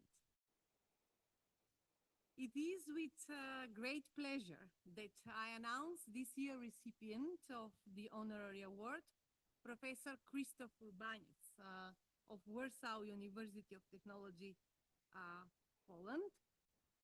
This prestigious recognition honors his long-standing contribution as an international scientific committee member, metrology editor for SDEWES, guest editor for SDEWES special issues in Opta Journal, and his dedicated support of the conference during challenging times. Professor Urbanec's enduring commitment and substantial contributions to the success and growth of SDEWES conferences make him a truly deserving recipient of this honorary award. Congratulations to Professor Urbanec on this well-deserved honor. I would now like to read some message from him. Unfortunately, he was not able to join us on this session, but sent messages and asked me to read this on his behalf. So he said, it's a quote, "I wish to thank the award committee for recognizing my contribution to SDEWES, and I thank the organizers for this opportunity to address SDEWES 2024 participants. All of us are aware that energy, water, and the environment are key factors in the sustainable development of the world economy and in securing the future of humanity. It has been my privilege to contribute to the relevant conferences and be a member of the International Scientific Committee over the past years. I enjoyed working in a team with the distinguished members of the committee and collaborating with the highly competent people who are in charge of practical details of SDEWES conferences and post-conference publishing activities. My term in the scientific committee is over, but I still wish to keep in touch with the SDEWES community. I'm going to continue as a member of the Scientific Advisory Board, as well as a reviewer or guest editor of the future special issues of the journals that collaborate with SDEWES. Thank you for your attention. Have a fruitful conference and a good time in Rome. See you in Dubrovnik next year.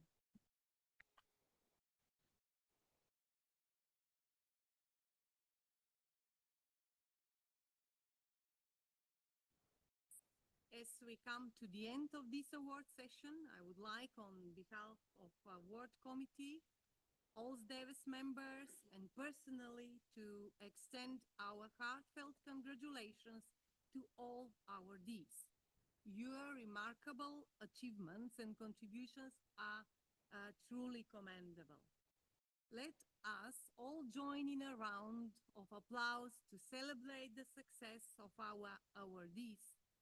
And I would like to invite all of the awardees to come forward for a joint photo together with the present members of the award committee. Please.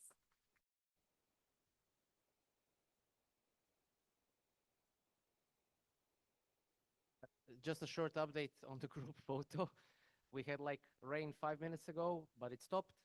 So we will just have one quick photo here in the room, but we will try to do one outside as well.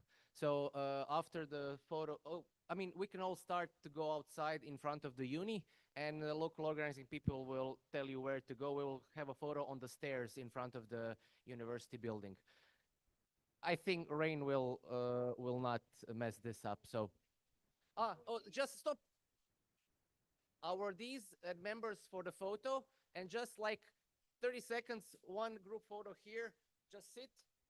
And you want to try it? Yeah, just like 30 seconds, and let's see how it works.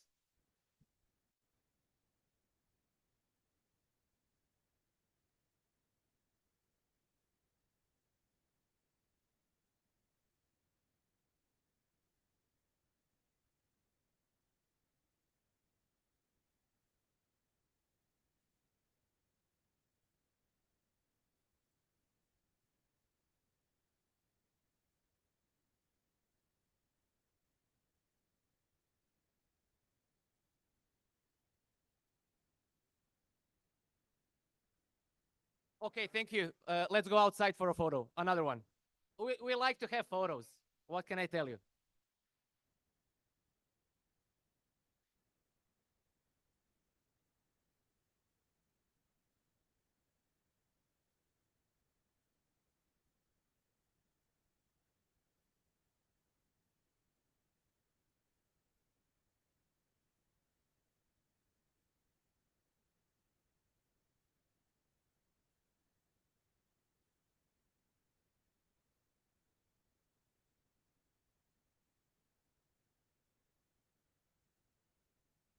Just go down to the registration and in front of the building.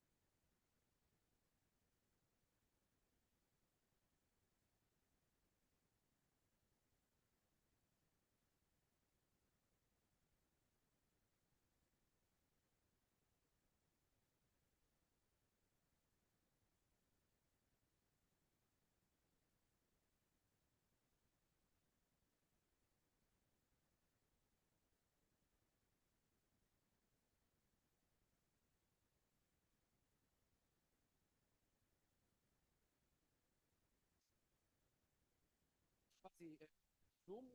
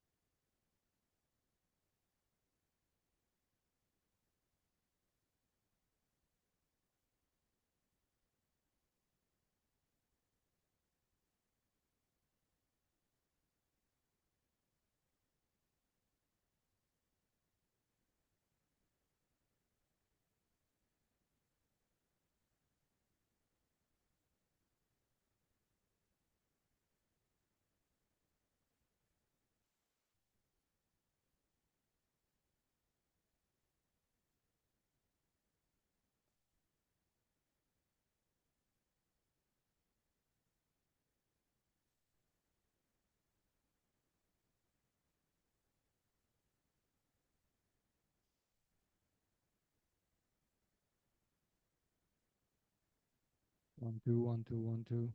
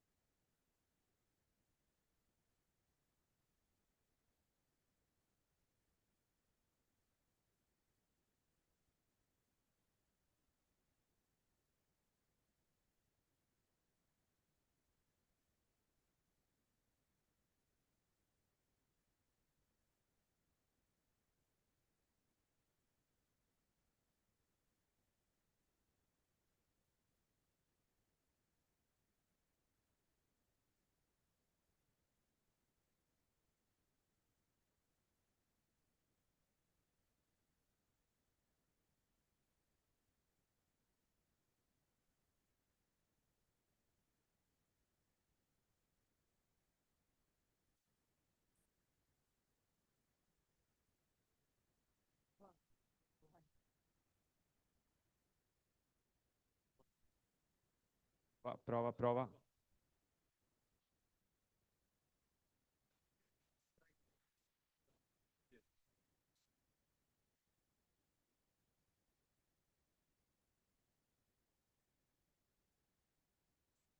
Prova, prova.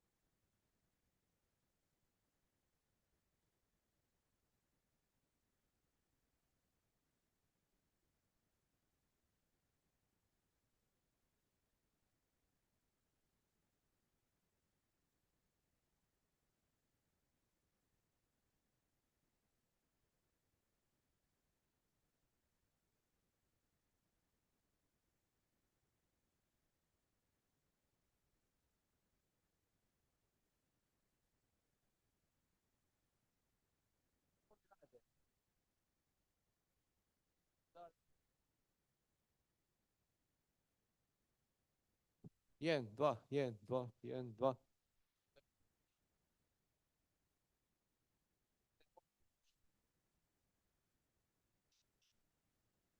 Znači, koliko daleko idu. 1, 1, 1, 1, 2, test, test, test, 1, 2, 1, 2, test, 1, 2, test, 1, 2, 2. Pa dobro je, skroz do gore. Aha, ajde, provjeri. Pa dobro, lovi, lovi. Vidimo ovaj.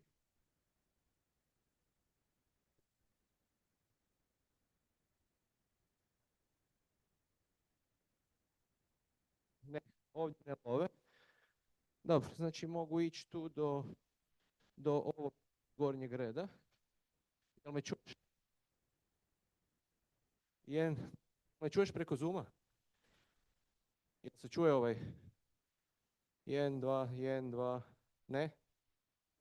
Čuje? Ok, evo onda su mikrofoni su ok. Očito, da.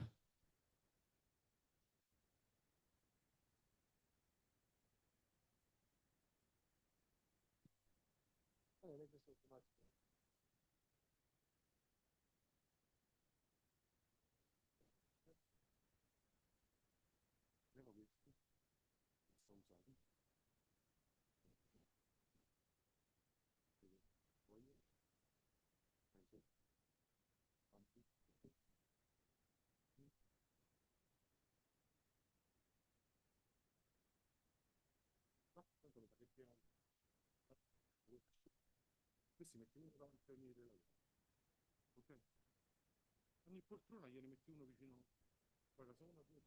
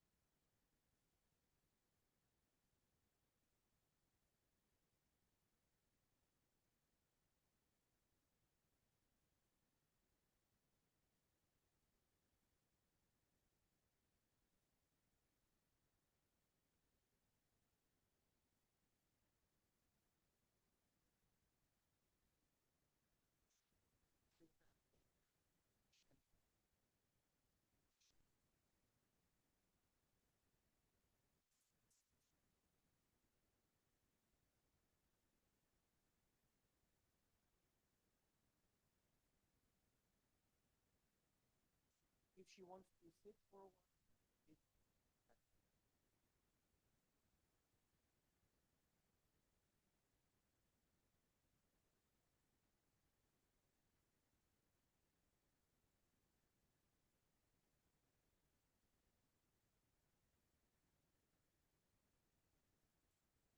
So you can, and you have this pointer, so you can be mobile. So you can go.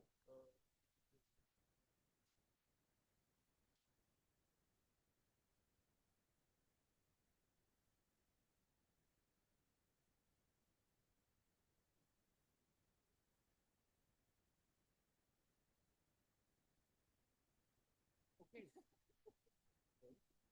I can maybe. I can do it like this. So I can, you know, if you go there, I can do it like this here. So if you stand here, you can see this one. So it's nice. Thank you.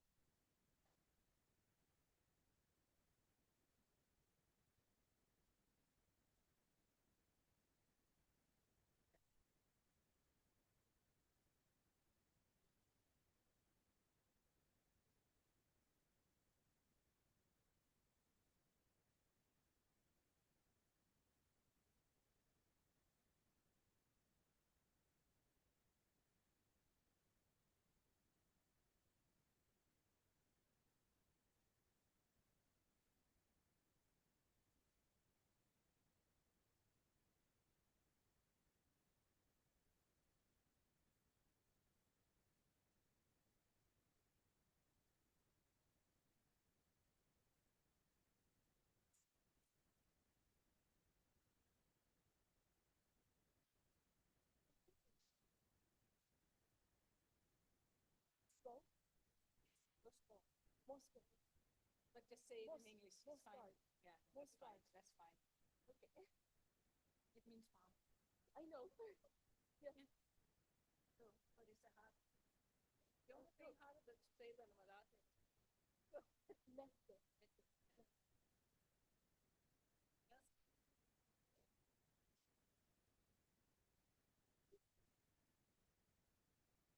You can make a correction when you introduce also yourself and say it.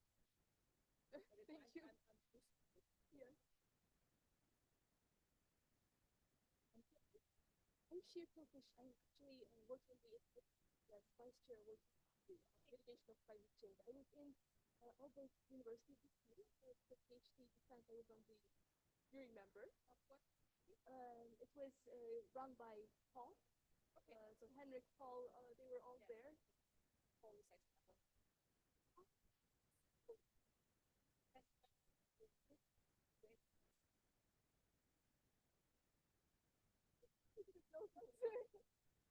But there,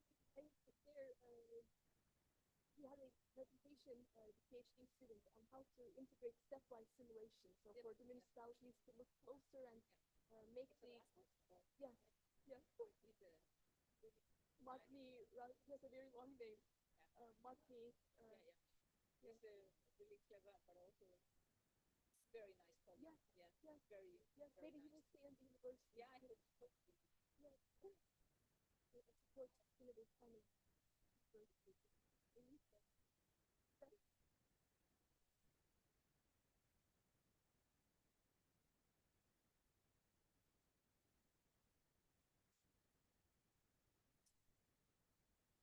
Collaboration, as you're emphasizing, a collaborative effort. So they can stay at university, but just collaborate with the administration. He's one of those with much. Okay.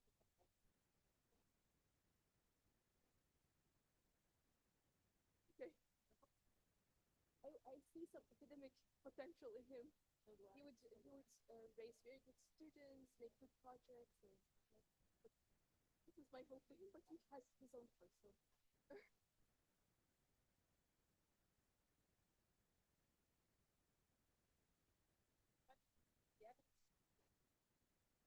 He's one of the best rooms, so I think some of the rooms do not have things like. But this should be the best room for invited speakers, also an opening ceremony and everything.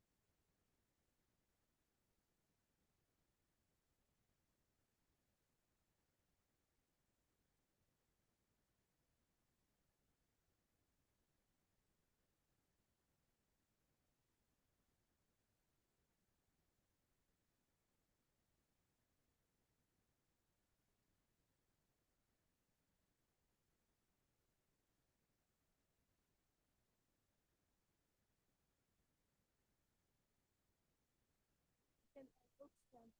Thank you, bro.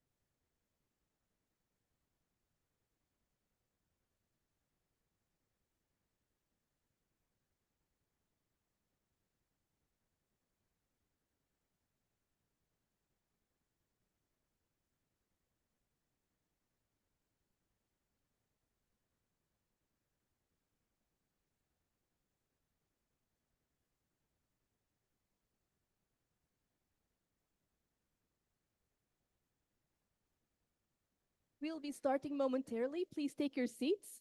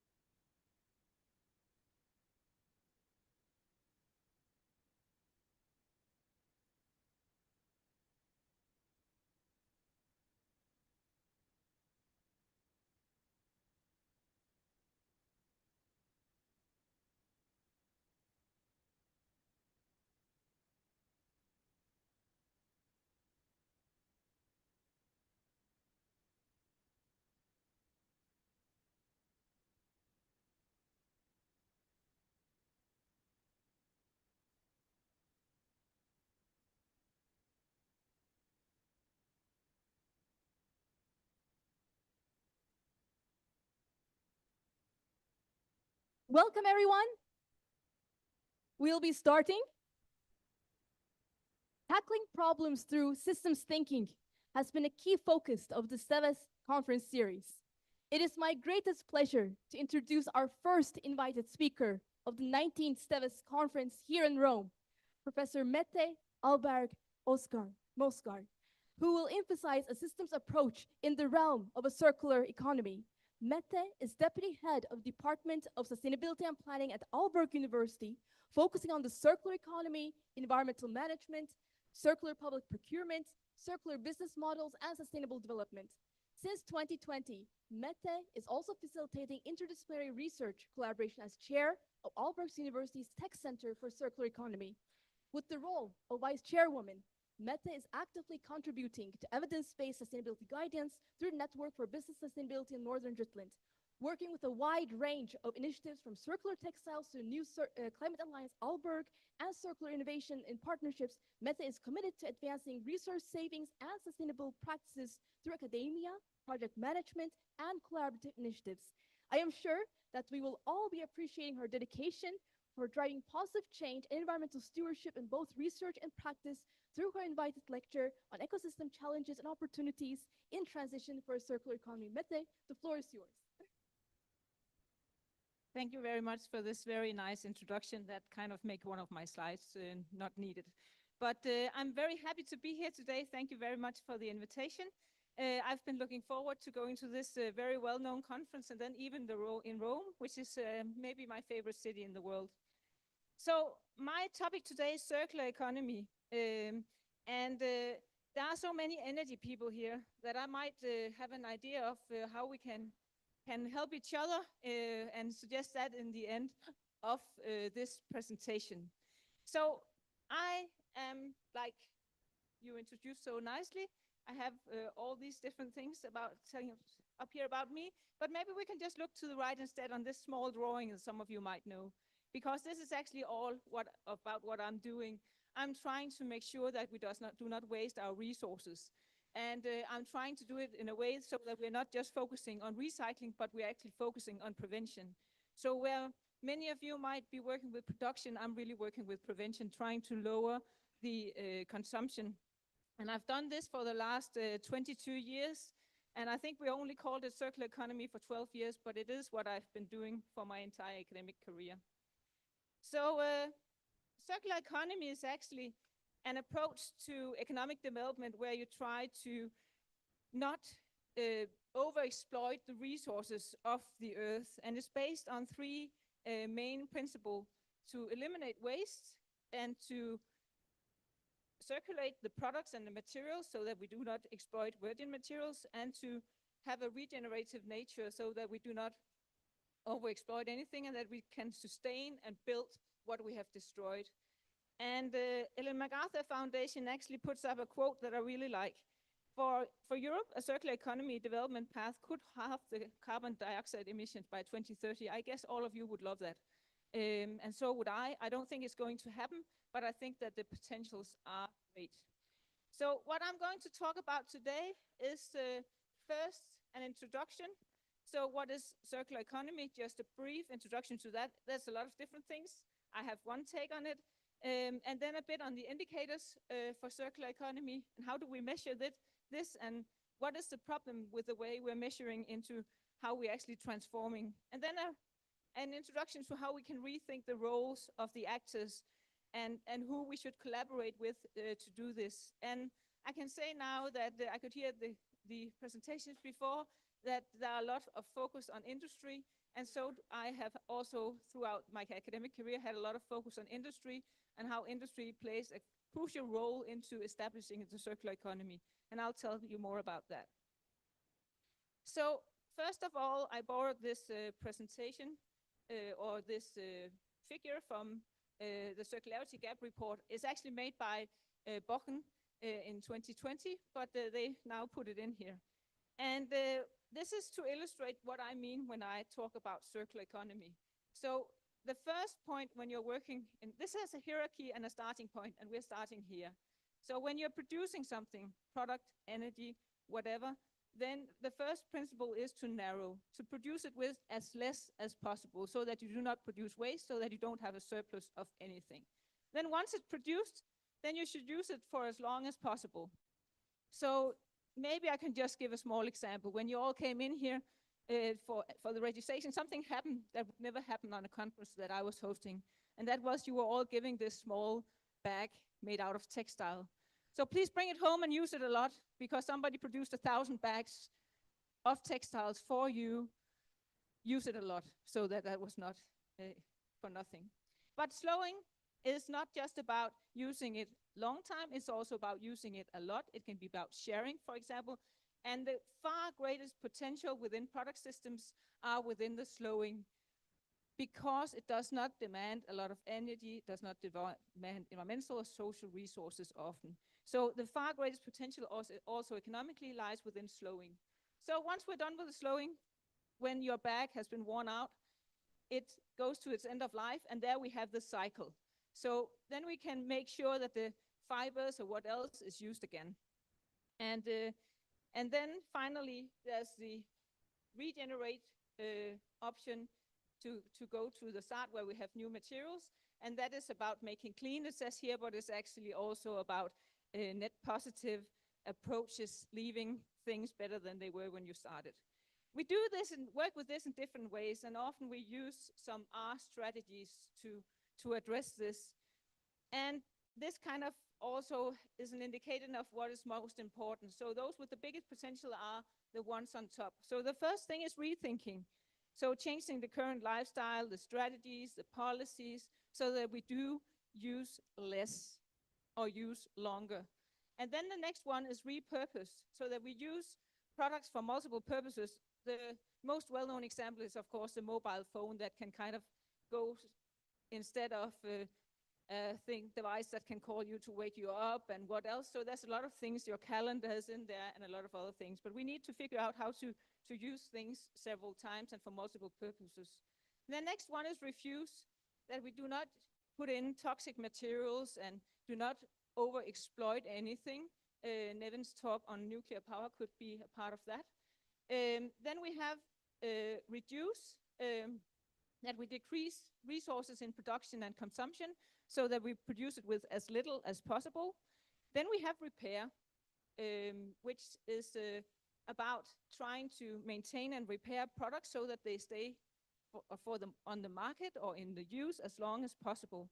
And finally, we have remanufacturing and recycling and recovery, which is by far the lowest priority of the circular economy, but of course needed, that we need to get the materials back into use. I was thinking that when in Rome, why not use an example for Rome?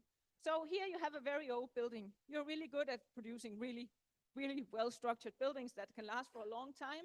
So that is really made to last.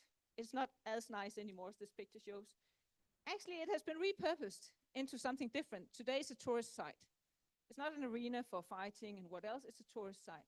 And in the circular economy, if it takes that even further, at some point it will probably be bricks that you use for something else. But this is kind of the way the circular economy works. It is on a small scale and it is on a big scale. But is this really necessary, you could say? And then I looked into the circularity gap report, which is made by, you could say, a quadrohelix approach with governments, NGOs, universities, and industry. And what they do in this report is to kind of measure and analyze the circularity in Europe. And what we have seen is that there's a constant drop of the circularity from 9.1 to 7.1%. And this is not because we're circling less. This is because we are using more. So as long as we keep extracting so many virgin materials, we cannot solve this puzzle. So for now, we cannot keep on this material use. And like they say in here, we can't recycle our way out of this one. So no matter how much we recycle, we cannot keep up with the use and we have today. So we need something different. And we need still to have this without it causing any harm on our well-being. We cannot convince people that they need less, in a sense. They need the same standard of well-being. Maybe they even need more. And there we need a system thinking approach in figuring out how to do this in a circular economy. So I would say that today the potentials are way bigger than the actual results, and we are working to get there.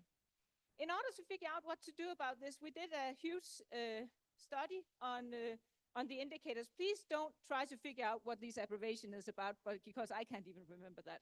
But these are measurements, or you could say an analysis of all the different indicators we have on micro level indicators for circular economy.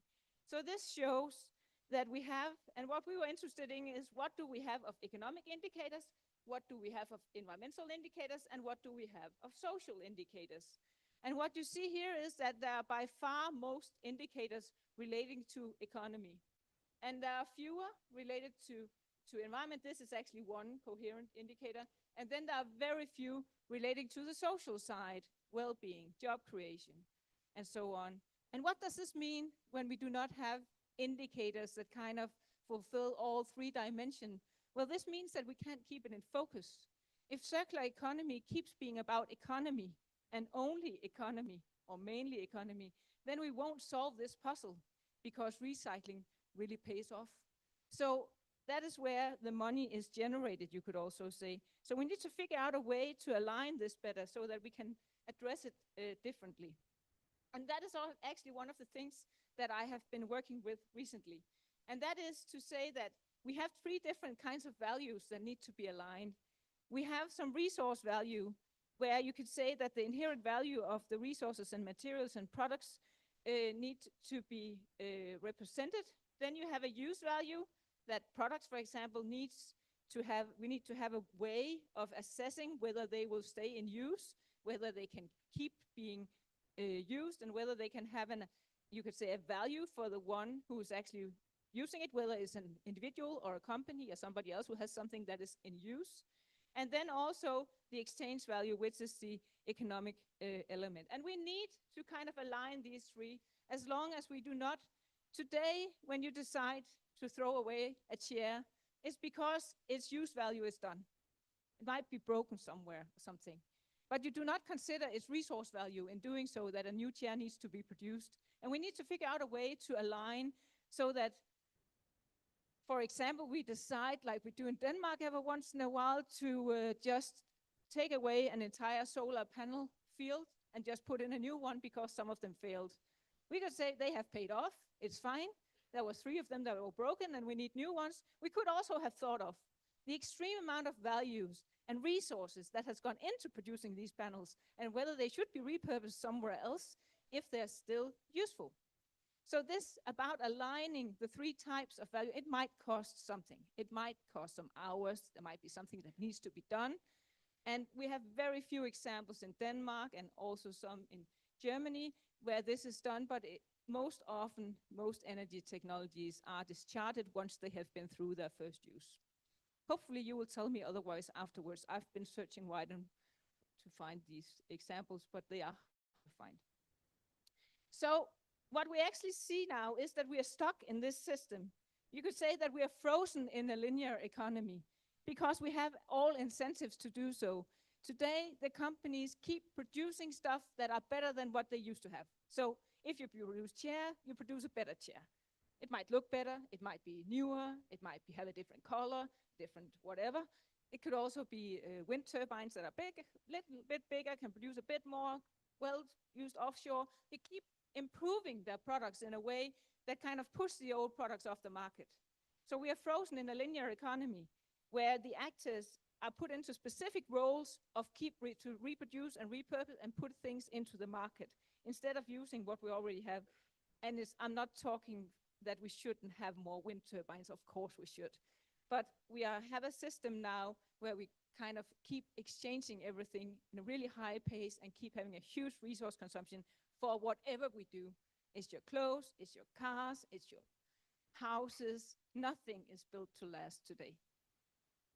In Denmark, now you introduced so nicely that I've been working with textiles. In Denmark, we're really proud that we use our clothes a lot. So within the last 4 years, we've gone from using it 4.6 times on average to 5. So it's washed 5 times and then we throw it away on average. I mean, this thing about keeping things for longer is not about not having clothes to wear. Most clothes would be able to be wearable after 5 times of being washed. And now you all might say it's not me, but go home and look in your closets of what has never been worn in there. And it's probably also you. So it's at least also sometimes me. So we are frozen in this system and we need to do something else. And Ellen MacArthur has suggested this one that I have been quite inspired by, where we kind of say that we should work with these inner circles. So the first thing is to try and keep things with the user. Can we make the products, whatever the machinery, whatever we have, to last for longer? And maybe that needs some repairing. So more and more companies go into services as well. If they can earn money from servicing the products that they have already made, then they might not have to sell new ones. So more and more production companies earn money out of service. And we see actually in Denmark now that for furnitures, for wind turbines, and several other kind of big industries, they now make more money out of service than out of production, which is interesting because then there's also then the economic calculators there, and then we can actually make them keep doing that. And then, of course, there are the other recycling alternative once the products fail. I think actually here in Rome, you have some 800-year-old sewage systems, which could be a perfect example also of something that has been made to last, but is also maintained and repaired, and probably also remanufacturing into fitting the new part of the sewage system. So we do this, and we have been good at this, and maybe this is more about doing things the old way than doing it a new way. So what we have developed is this framework, which is, of course, it's a busy slide, sorry for that. I'll take it step by step, but we have tried to make some new roles. The first thing is to say that that we need some value transformers. Those are those that normally design and produce products. So they need to design long-lasting products and to create renewable designs and design products for several use stages, meaning that when you do produce a new product, of course we need new products every once in a while, you do it in a way where you try to make it stay for long. And then the next is the consumers, because of course we also need the consumers, whether it's a private consumer or a company or even the government, to look into this. And we are struggling with the circular procurement in Denmark right now from the public sector to make them realize how important it is that we do not just keep spending all our money buying new stuff, that we can actually repurpose some of the stuff we already have. So there are some huge factors to do here. You can resist impulse purchasing. That's rarely a good idea. You can, and that's not just private consumers. The municipalities and so on do a lot of impulse purchasing for things they think they need this year. And then prioritize durability so that you have something that lasts. And then commit to the products that you have and use them for longer. So the next one, which is kind of covered behind, sorry, the picture there. But that is, you could say, the companies which we call value gatekeepers. They are to keep the value for as long as product, to avoid product obsolescence, to provide take-back systems and reuse system, and to include refurbished services so that you can actually keep on getting your things repaired and used. And then finally, we also have some politicians down here, which we call value accountants, that should kind of have some kind of a consumption limit. So as long as we keep consuming the way we do now, we cannot make anything circular. And we can also not sustain this level forever because we're running out of materials. So something needs to be done. And also to enhance product transparency. What is actually the knowledge about products? How are they actually produced? When we import things from other places on the earth where it has caused a lot of trouble making them, do we know what we're actually doing? And then also of course, encourage extension of lifetime. What we've seen in some European countries is that there are now new limits of how much guarantee you have on your products. And when you buy a new washing machine, it makes a big difference whether there's a 2-year guarantee or a 10-year guarantee. Because if it's a 10-year guarantee, it's probably going to stand there producing, washing for 10 years because it's been produced to last. The producers have to do that if there's a 10-year warranty. And we have seen these warranties go down also. Just a small example from a window factory where we have been working with this. This could sound like a commercial for Krone Windows, which is a high-end window producer in Denmark. They make windows that can last for 65 years. They also do repurpose windows, meaning that if you have a house, you want new windows, they can come take out the glass and put in a new glass and then give it a new alloy frame, and then it looked brand new. It costs 1/3 of the price of a new window. It has the same technical capabilities as if you have had a new one. It lives up to the newest regulations and building standards and what else. They cannot sell it because nobody wants a used window. They want a new window. Then we told them, just sell it to the municipalities. And then they made tenders for that. Said, okay, we can, in your hospital, we can put in these windows that are not new. They look new. They have the same. It costs 1/3. And what were they told? You cannot do that because none of your competitors can do it. And then it's not a competition. Then the EU tender does not work. You cannot do this. So we are stuck in a linear system again. And how many products do you know that cost 1/3 for the more sustainable option? Very few, maybe wind energy. But this is actually the entire problem is that we need also the market to be ready, and we need the producers to be ready, and we need that match before things is happening. And we've seen that within some areas that this is now being done. And here is a very nice example where it actually works. This is from a huge project we have had on textile for furniture. And this guide over here, which is just a small part of the guide, is actually to help people purchase the right chairs. And what we tried to make them do was to say, what is the most circular option here? These are companies producing chairs, producing textiles, remanufacturing chairs, reselling chairs, and cleaning furniture, not just chairs, but furniture in general. And what they do here is to say that the first step is to, if you want a new piece of furniture, at first you need to rethink whether you actually need it. Do you have something already there that could be used? So for a municipality showing up saying we need new furniture for this school, they would say, maybe we can just have a look at what you already got. And maybe you don't need so much new. That's the most circular option. That is not buying. The next one is to refurbish the existing furniture. Maybe we can do something to your furniture so that it looks nice again, or have a new functionality so that you can use that. And that's the next step, also a circular solution. And the step 3 is to purchase secondhand furniture. And today in Denmark, the market of secondhand furniture is so hard that you cannot, I mean, when you want to buy secondhand furniture, you have to wait for it, for them to get something in return so that they can sell again, because so many public tenders have reused furnitures. And then finally, if this is not an option, you cannot find any of these in your cellar, in your school, or used, then you buy new furniture, and then there are some suggestions for how to have an environmental label and so on. And then you could say, why the hell would the companies do this? They live out of producing. So why have a suggestion for those who try to purchase things from you that says, first of all, don't buy it. Second of all, can we help you to buy something used? And third, maybe you don't need it, but okay, if you really need it, then we can buy some, but then please use this sustainability stare to do it the right way.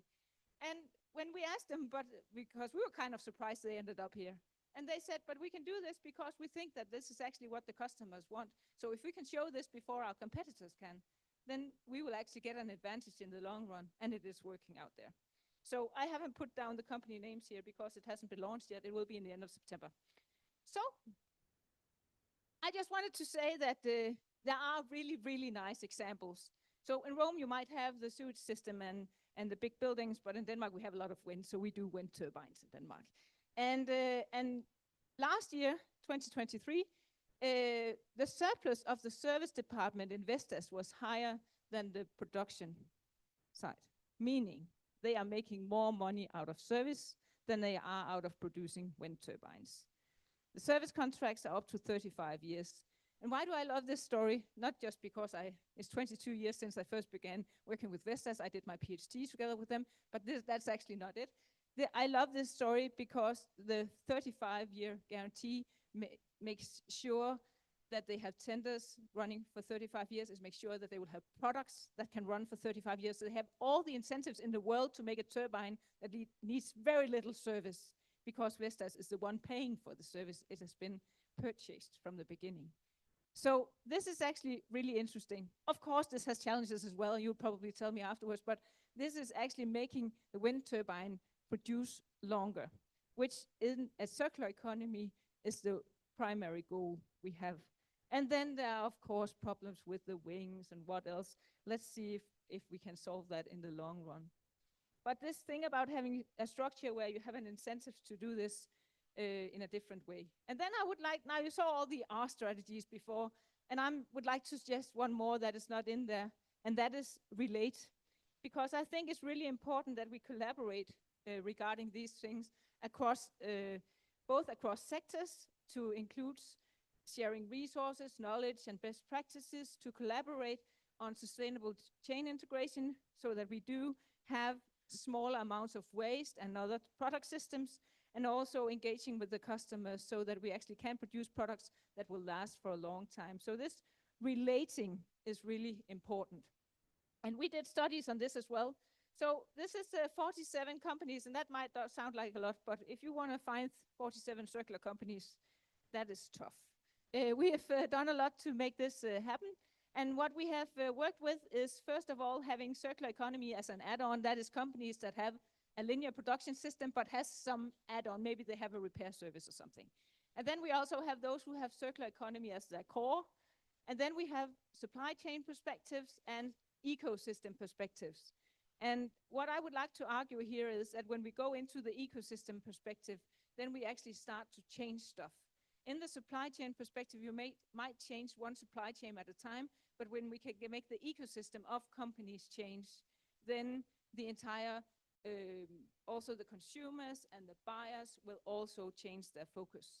I do not have the time to go very detailed into this one because I think we got off on a late start, but I would just like to show you that what happens when we this is a bigger sample. Here we have 115 companies included, where we have asked them, are you collaborating with your competitors? Are you collaborating with others? Do you see circular economy as a core business? If you see circular economy as a core business, do you then collaborate with your competitors? And then finally, if you collaborate with others. And what we see here is that a lot of companies actually do collaborate with their competitors on circular economy, but that is mainly as long as it's recycling. So if you have a nice way of sorting your waste, or you have a nice take-back system or something, you collaborate with your competitors, and that it makes sense for everybody. But as soon as you go into circular economy being the core of your business, so this is what I make money out of, then it stops, because then you are competing with the others who could earn the same money. And this is really a shame, because this means that we are not establishing the ecosystems of the circular economy. We are establishing one by one changes in the companies, which are great, but we will not solve the puzzle.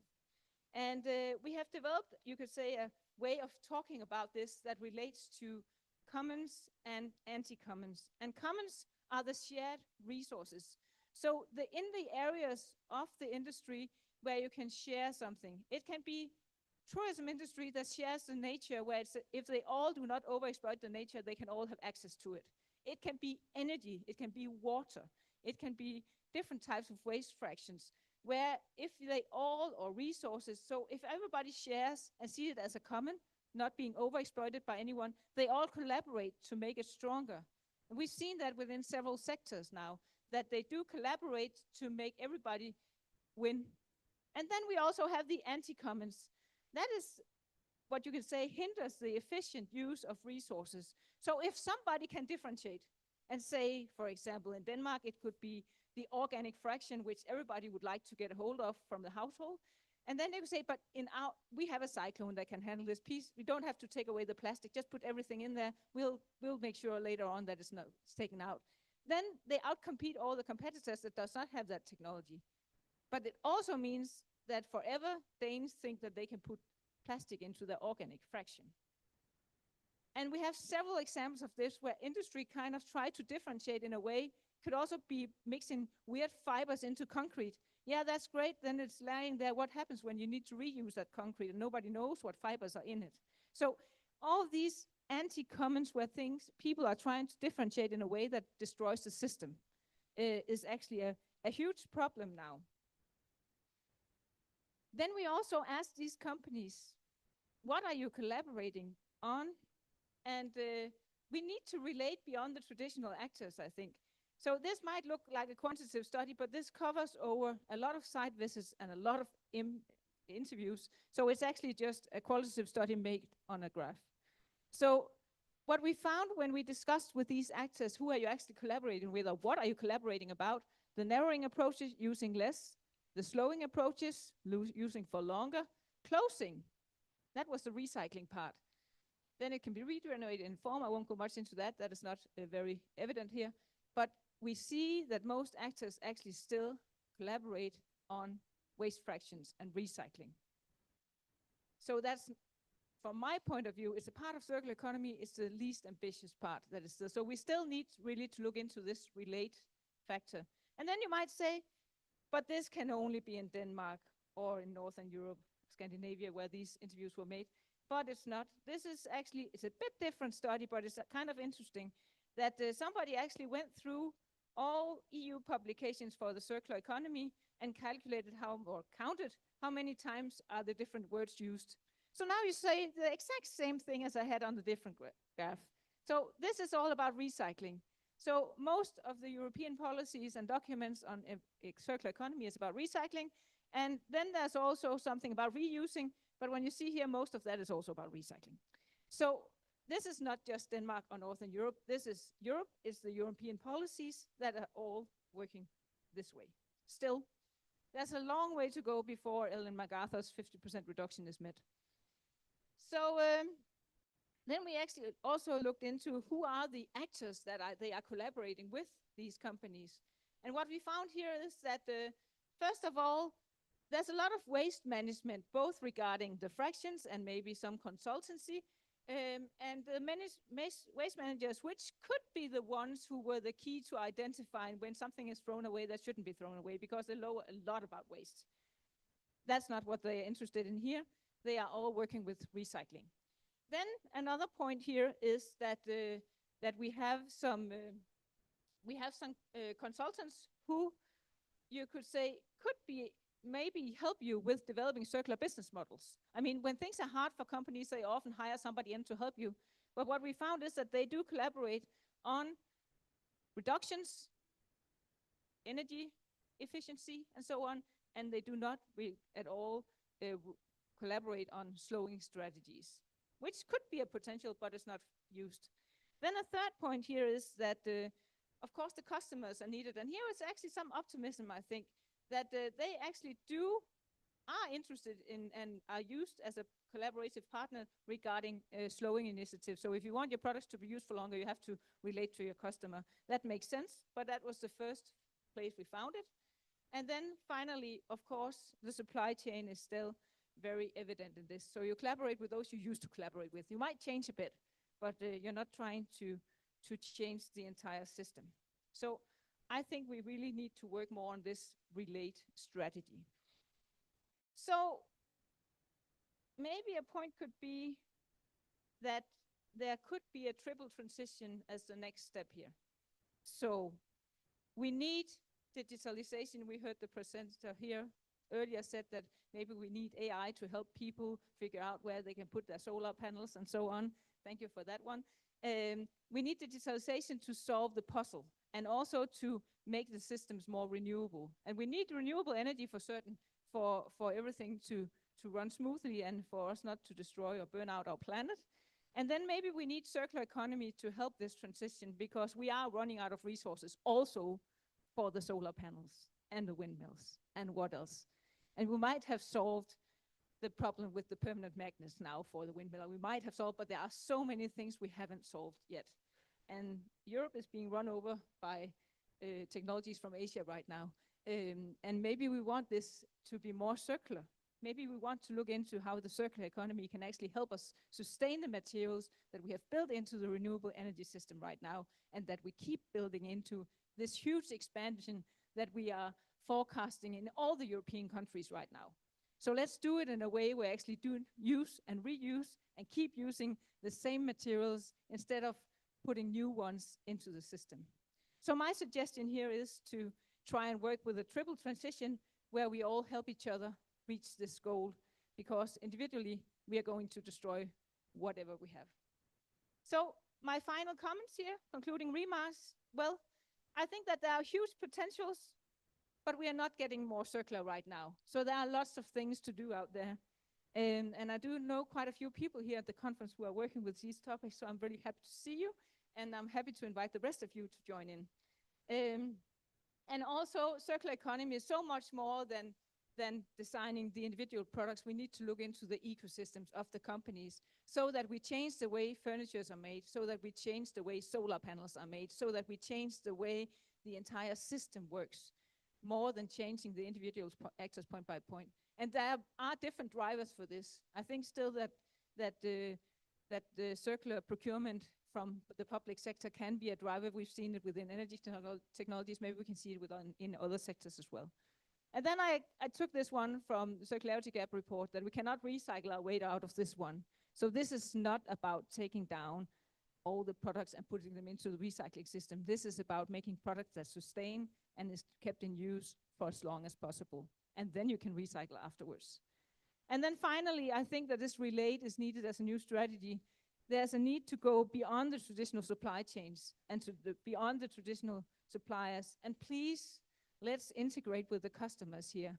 Whether the customer is a country, a region, a municipality, or an individual citizen, we need to integrate their perspectives in how to make a circular economy, because if the customers are not a part of this, it is never going to happen. So we need more relation here, both on an ecosystem level, but also into the customers. So that was my final remark for now. Thank you very much for this chance to present, and I think we still have a bit of time for a few questions. Thank you.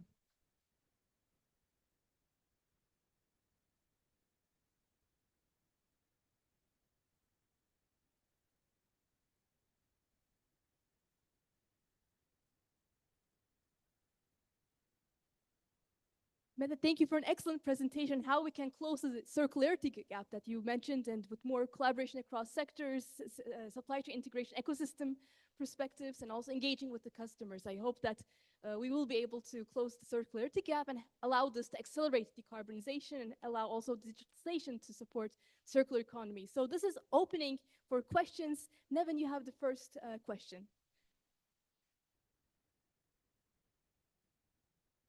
Try this one. Thank you for brilliantly describing why circular economy is so difficult. But I have a question related to materials. If we look at all the materials we need for energy transition, this is smaller amount in tons than a single year of use of coal. So that would, I guess, improve recyclability of or everything we use if we remove fossil fuels, because these materials are mainly metals which are relatively more easier to recycle than other materials. That's one question, and another sub-question is, can we somehow think of synthetic plastics which could be easier to recycle than the current one? I can answer the last question first, because I know nothing about plastics, or so I'm not going to answer that one. Sorry. I think that there's of course the option of recycling metals. There is a loss in every cycle, and there's a huge energy consumption related to every cycle we make of these metals. But metals are the area that we have gone the furthest into recycling, basically because it has a lot of value. And I think that the challenge is that we will not keep having access to these many metals in the long run. So if we are not have the circular systems ready, we will run out before. I mean, you won't get the old solar panels into recycle before you need new ones in this way, the pace we are taking now. So there are rare earth metals and so on we will run out of before that. So my point is more that if we can build things to last, then we will not have this scarcity problem. And yes, you're right, in tons, coals are far beyond, and I'm all for the green transition, believe me. But I think that we can do this wisely. Instead of doing the same mistakes that we have done within all the other sectors, we can do this better. And since we are facing right now a huge transition in all the European countries, then it makes sense to do this in a way where we do not overexploit, where our metals becomes a common that we all dig into in a ways that it can be sustainable. And I think that that is not what's happening right now.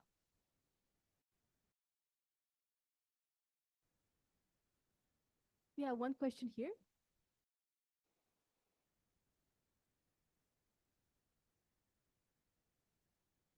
Oh, thank you. Terrific paper. I very much enjoyed it. The triple slide before, the one comment that I thought is also important is transparency. It's so difficult as an individual or as a customer to know what the true cost. And I wanted to get your comment on that as a specific example. I like how you use specifics. I'm from Toronto, Canada. We extensively waste plastics, as everyone does. And one transition I've seen is to, instead of having plastic glass once used, they're now replacing that with aluminum cups that can be recycled. But I have no idea if there's really an environmental benefit to that. But that has been a transition I've seen. But without the transparency, I don't know if it's a good thing or a bad thing. So that would be my one comment, if you can, share your thoughts on that.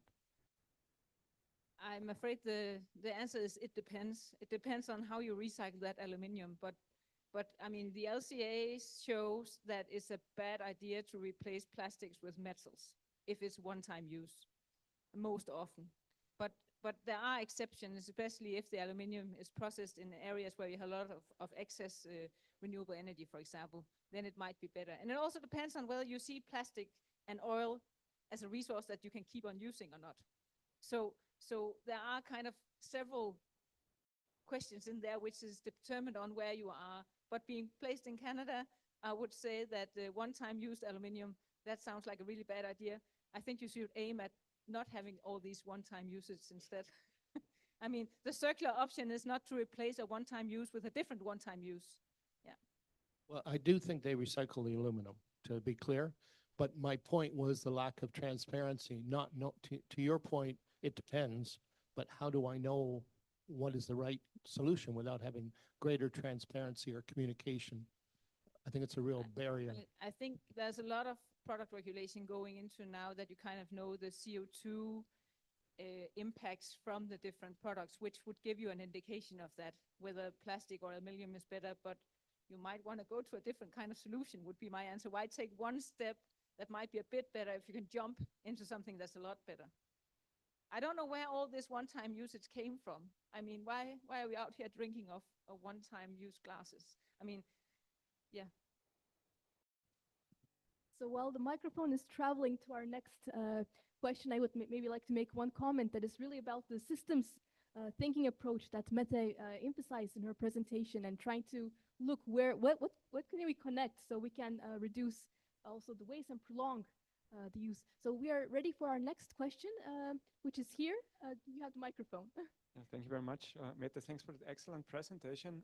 My question is on added value. In Europe and globally, of course, a lot of added value today comes, and also prosperity comes out of production. So, and when we keep now things longer in use, when we do all of great things, which I personally really love, what happens then with added value? My question is there some like large scenario works out there that compares the effects on added value production as we do it now on the one hand side, and on the other hand side, the system as you sketched it up? Do you know any answer on that? I would say pretty huge question. In the circularity gap report, they do have calculation for some sectors, and Ellen MacArthur is always also calculating sectors, and then the rest is done individually in LCAs and system LCAs within the different sectors. But it's a huge impact input-output analysis that makes it really hard to translate into practice. So I think that for now we have to rely on understanding that if we reduce the resource consumption in general is a good thing. And then if the new system we put in use has a lower resource consumption, it's a good thing. But we cannot necessarily calculate whether it's on the short run gives a lower CO2 emission, for example, because there's so many unclear things here. But there are done a lot of calculations both in Europe and abroad. But wouldn't it be super important to have answers on that but level? We do have the answers one by one. So we did washing machines and white goods, and we know that it can never be a good thing to replace a washing machine that is still running. So never mind if you have one who has a lower energy consumption and a water consumption, it doesn't make sense. You need to use the old one because the embedded energy is so high. So one by one, we take the products and figure it out. But there's no kind of one answer to this. The same with refrigerators. If they have a B mark or better, then keep it, don't exchange it. But it's really one by one right now. I'm sorry about that, but it's a really, really complex use and dispose system, this one. And also because, of course, there has been a lot of regulation in Europe trying to make the products better, which means that better products are coming into the market now for some areas than before. But even for the electrical cars, the discussions are there. If I have one at home, a very old one in the garage, which I do, I shouldn't kind of buy an electrical car because it's used so little that it doesn't make sense to have a new one. But people are still pointing at me saying, Mette, you should. But in the system thinking approach is not the right approach. But I don't have one answer for you, sorry.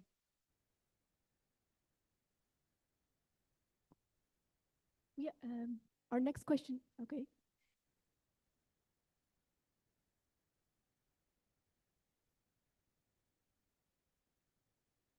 The microphone is coming. Thank you. For the interesting.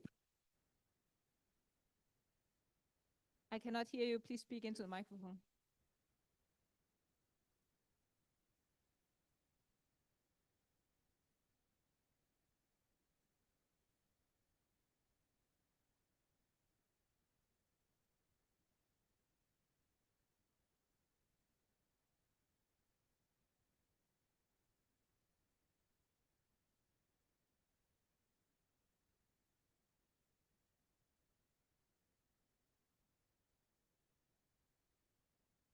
It's turned off.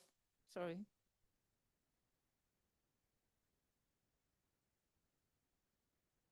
Mette, in your presentation, maybe I will take this opportunity to ask one question to you. You also mentioned prolonging and how really thinking circular economy can support the energy transition and support decarbonization. One thing I know, Denmark is building a lot of offshore wind turbines, and most of them, or wind turbines in general, have been operational for maybe 30 years, 40 years. And one of the contributions from SDEWES in previous conference, I remember, it was how do we prolong with maintenance these wind farms and allow those wind farms to serve the energy transition more. So they can be generating more renewable energy while new wind farms are being built, and also thinking in the meanwhile how we can recover some materials from that. Would you like to comment? Right now, I think that the life cycle of the wind turbines are increasing further than one year a year. So in that regard, we are sustaining them for a long time. And I think that it should, of course, make sense from an energy point of view to have them out there producing. If they becomes too old or you have much better technologies, of course, you have to take them down and process new ones. But for now, it seems that the life extension is way beyond what we have thought they would be just 15 years ago. So which is really good from a circular point of view, but also from an economic point of view, actually, because if you have something that has already paid off and is still producing, then it's kind of a win-win for everybody. Yeah. I think we need more win-win solutions. So are we ready for our next question, please? I think now it's working. Yeah, thank you for the nice presentation. I was just wondering, most of your examples were like from the business to business sector where this was successful, but I was wondering if you can elaborate maybe on the business consumer sector. It just was, for example, with the shared mobility some years ago, a lot of the car companies were investing in car sharing and so on, but it didn't work out because they couldn't make money. And I was just wondering, with the closing the circle here, how it's possible to actually make money in the consumer sector, because they want the new stuff kind of way, I don't know.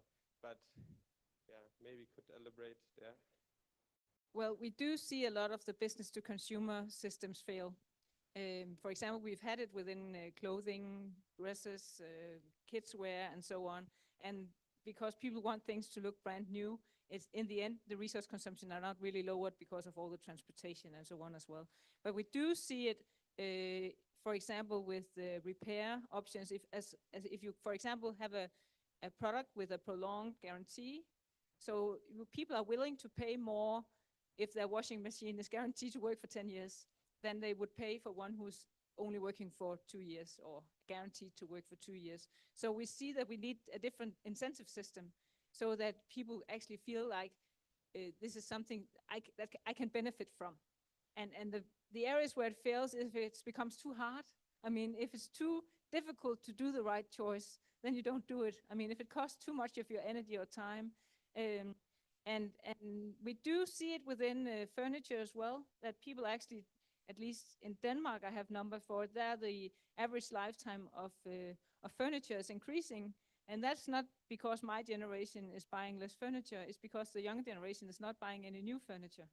They're only buying used furniture, which is kind of happening within the last 5-10 years in Denmark, that these things are really changing. So we do see consumers wanting to change, but we also see companies that are resistant.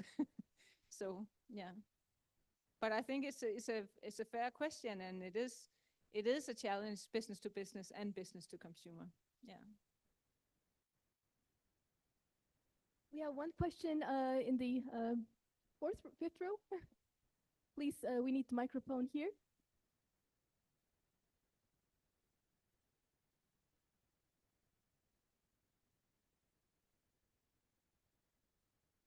Hi, thanks for the very interesting presentation.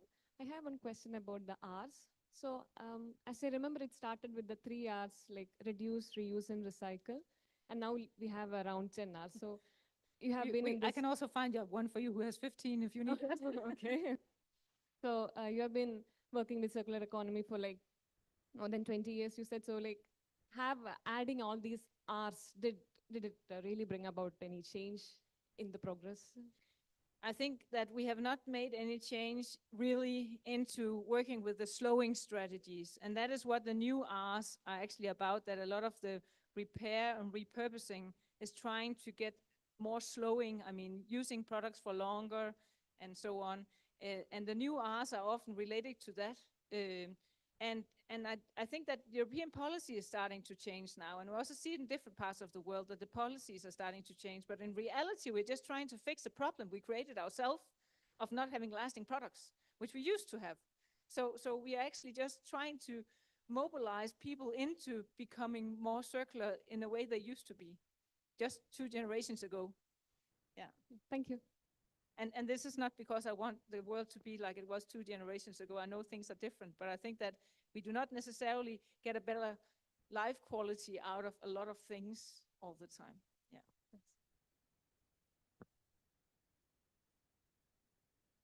Thank you so much for the informative presentation. Abir Arawi from Saudi Oil Company, Aramco. I just want to ask about, from your perspective, how do you think the circular economy of the carbon can be applied in the oil gas industry?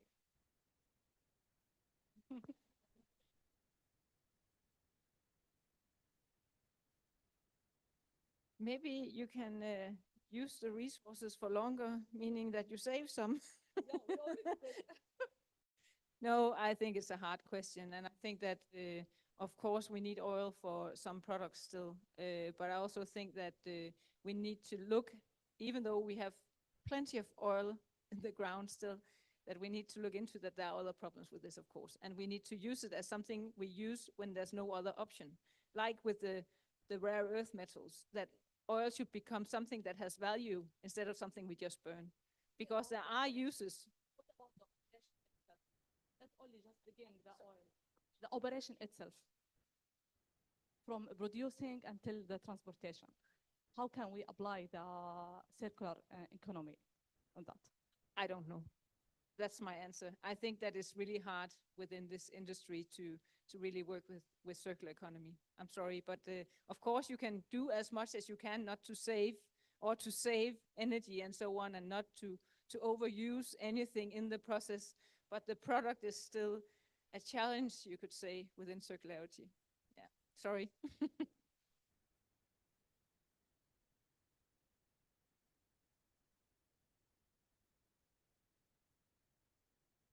Thank you for the presentation. We had a question regarding like company consumer relation, and you gave the example of furnitures. And I want to ask you, how is it?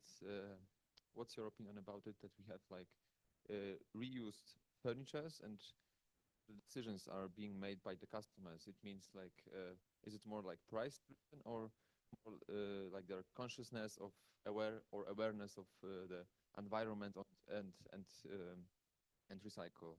So I mean, I'm like, example, I had like build up a wardrobe from a well-known Swedish company, and my feelings are I bought the same wardrobe 10 years ago, and my feeling is that the quality of this furniture is getting, for example. And what are your ideas about it, or what are your thoughts? I think that for furniture, we see now that even you can say the low price brands are changing. And I have had research project with IKEA, for example, if that's what you're asking. And they are also trying to change. And today we actually see the studies that have been made shows that even their furniture is used for much longer than we thought, because it's kind of neutral. It's a white dresser, it's white something, and then it's just moved to somewhere else in the house. But that being said, I think that what drives now the reuse of furniture is really the young people. That's where we see the biggest demand right now, that they want, and it's both. On price levels, because Yeah. No, it's like the consciousness of the problem is when you ask people if they do it due to the price or due to them being green, they will always answer green. But what we see, for example, from the public side, is that when they run out of money, then all of a sudden they can use reused furniture in an entire new hospital. Because they didn't have any money for new ones, then they can buy the used ones, right? So that's what we mainly see drives it from the public side, is that if they are running out of money for that project, then they use the reused furniture. But it also showcases that it's an option, which make them actually, some of the municipalities that have done this several times, starts doing it as a primary, saying, now we're making a tender with a lower price, and you can introduce reused furniture in this, and then it happens from the beginning. But they need to know the practice of it and know that they're not getting dirty chairs that nobody wants to sit at. It's looking fine. Yeah. And then the other sector where we see it is actually because if you have expensive furniture, for example, in a school or something, that with the reused chairs, you can get spare chairs in where they're broken. Instead of buying new classroom or putting in different furniture, you can get the kind of the same furniture just used, and then it looks the same as the rest, which is also becoming interesting because we used to just throw it all away. Yeah.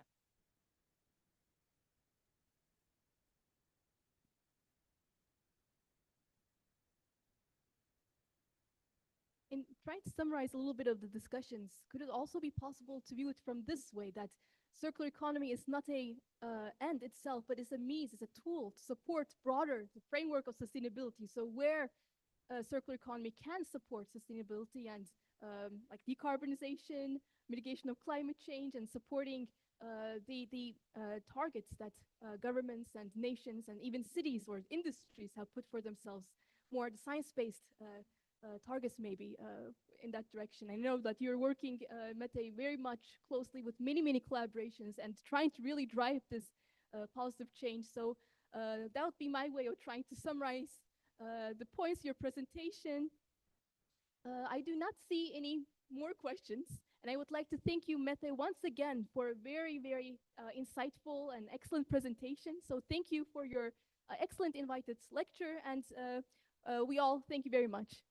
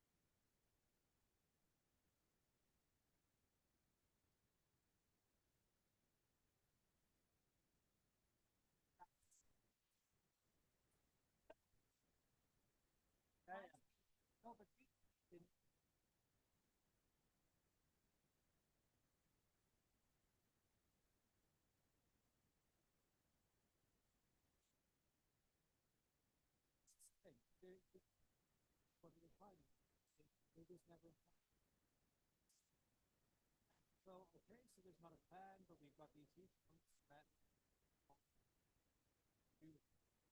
then so we've looked at the purpose of documentation. What is actually there is some of it's handwritten, some 70 is not intermittent. Some of it is one file type, you don't know how long. And there's been so many repairs and improvements on these platforms on a daily basis. This is creating new. So we've actually been trying to get a project which will look into into the afterlife of that. Why would you, so you're thinking repurposing, like using the metals for something, or even not letting it stand out there and do something different, making an island or. No, of course you have these fancy like this that you can sink them and make coral reef. So, but ideally what you would do is you would find out, okay, we've got a 300-meter flange in this type of steel on this platform, and there's another use for this on another end of the country or another part of the world. And so that you would be able to decommission these, repurpose a lot of the components and materials of this, so that you wouldn't, so that someone on another part of the world. And then really when you build new ones, do it as modules so that it will be able to repurpose. Exactly. Right? Yeah. You would standardize. Yeah. Which has not been the case until now. So but it's the same with the Danish ones. We just take them down and help them. No, exactly. Because we don't know what else to do, because they're so individual.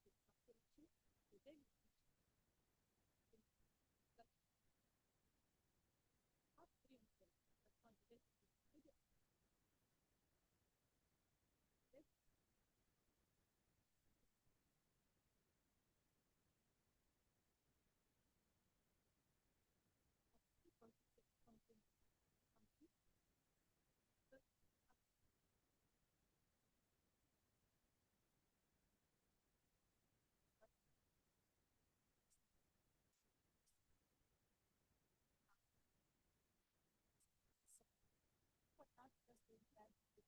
If you have a, I mean, you can also ask me whether I think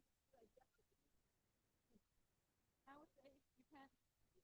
Don't give people a bad theory. No, I don't need one. And maybe that's where I am with some of the oil products today. Maybe we don't need. There are some we need. Of course we need. And that's the reason why it's so hard to make a generic answer to what can we do in the oil industry, because that's the challenge. That some of it shouldn't be there. By cleaning productivity, you reach net zero.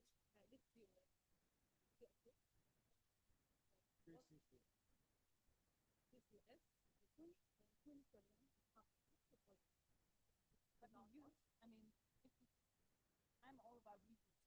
So if we burn less oil, we need less carbon storage, and we need. I mean, it's of course we need it. I'm not saying we do not need carbon storage. I'm saying that if we start by reducing, then there are so much less energy going into solving the problems afterwards. No, but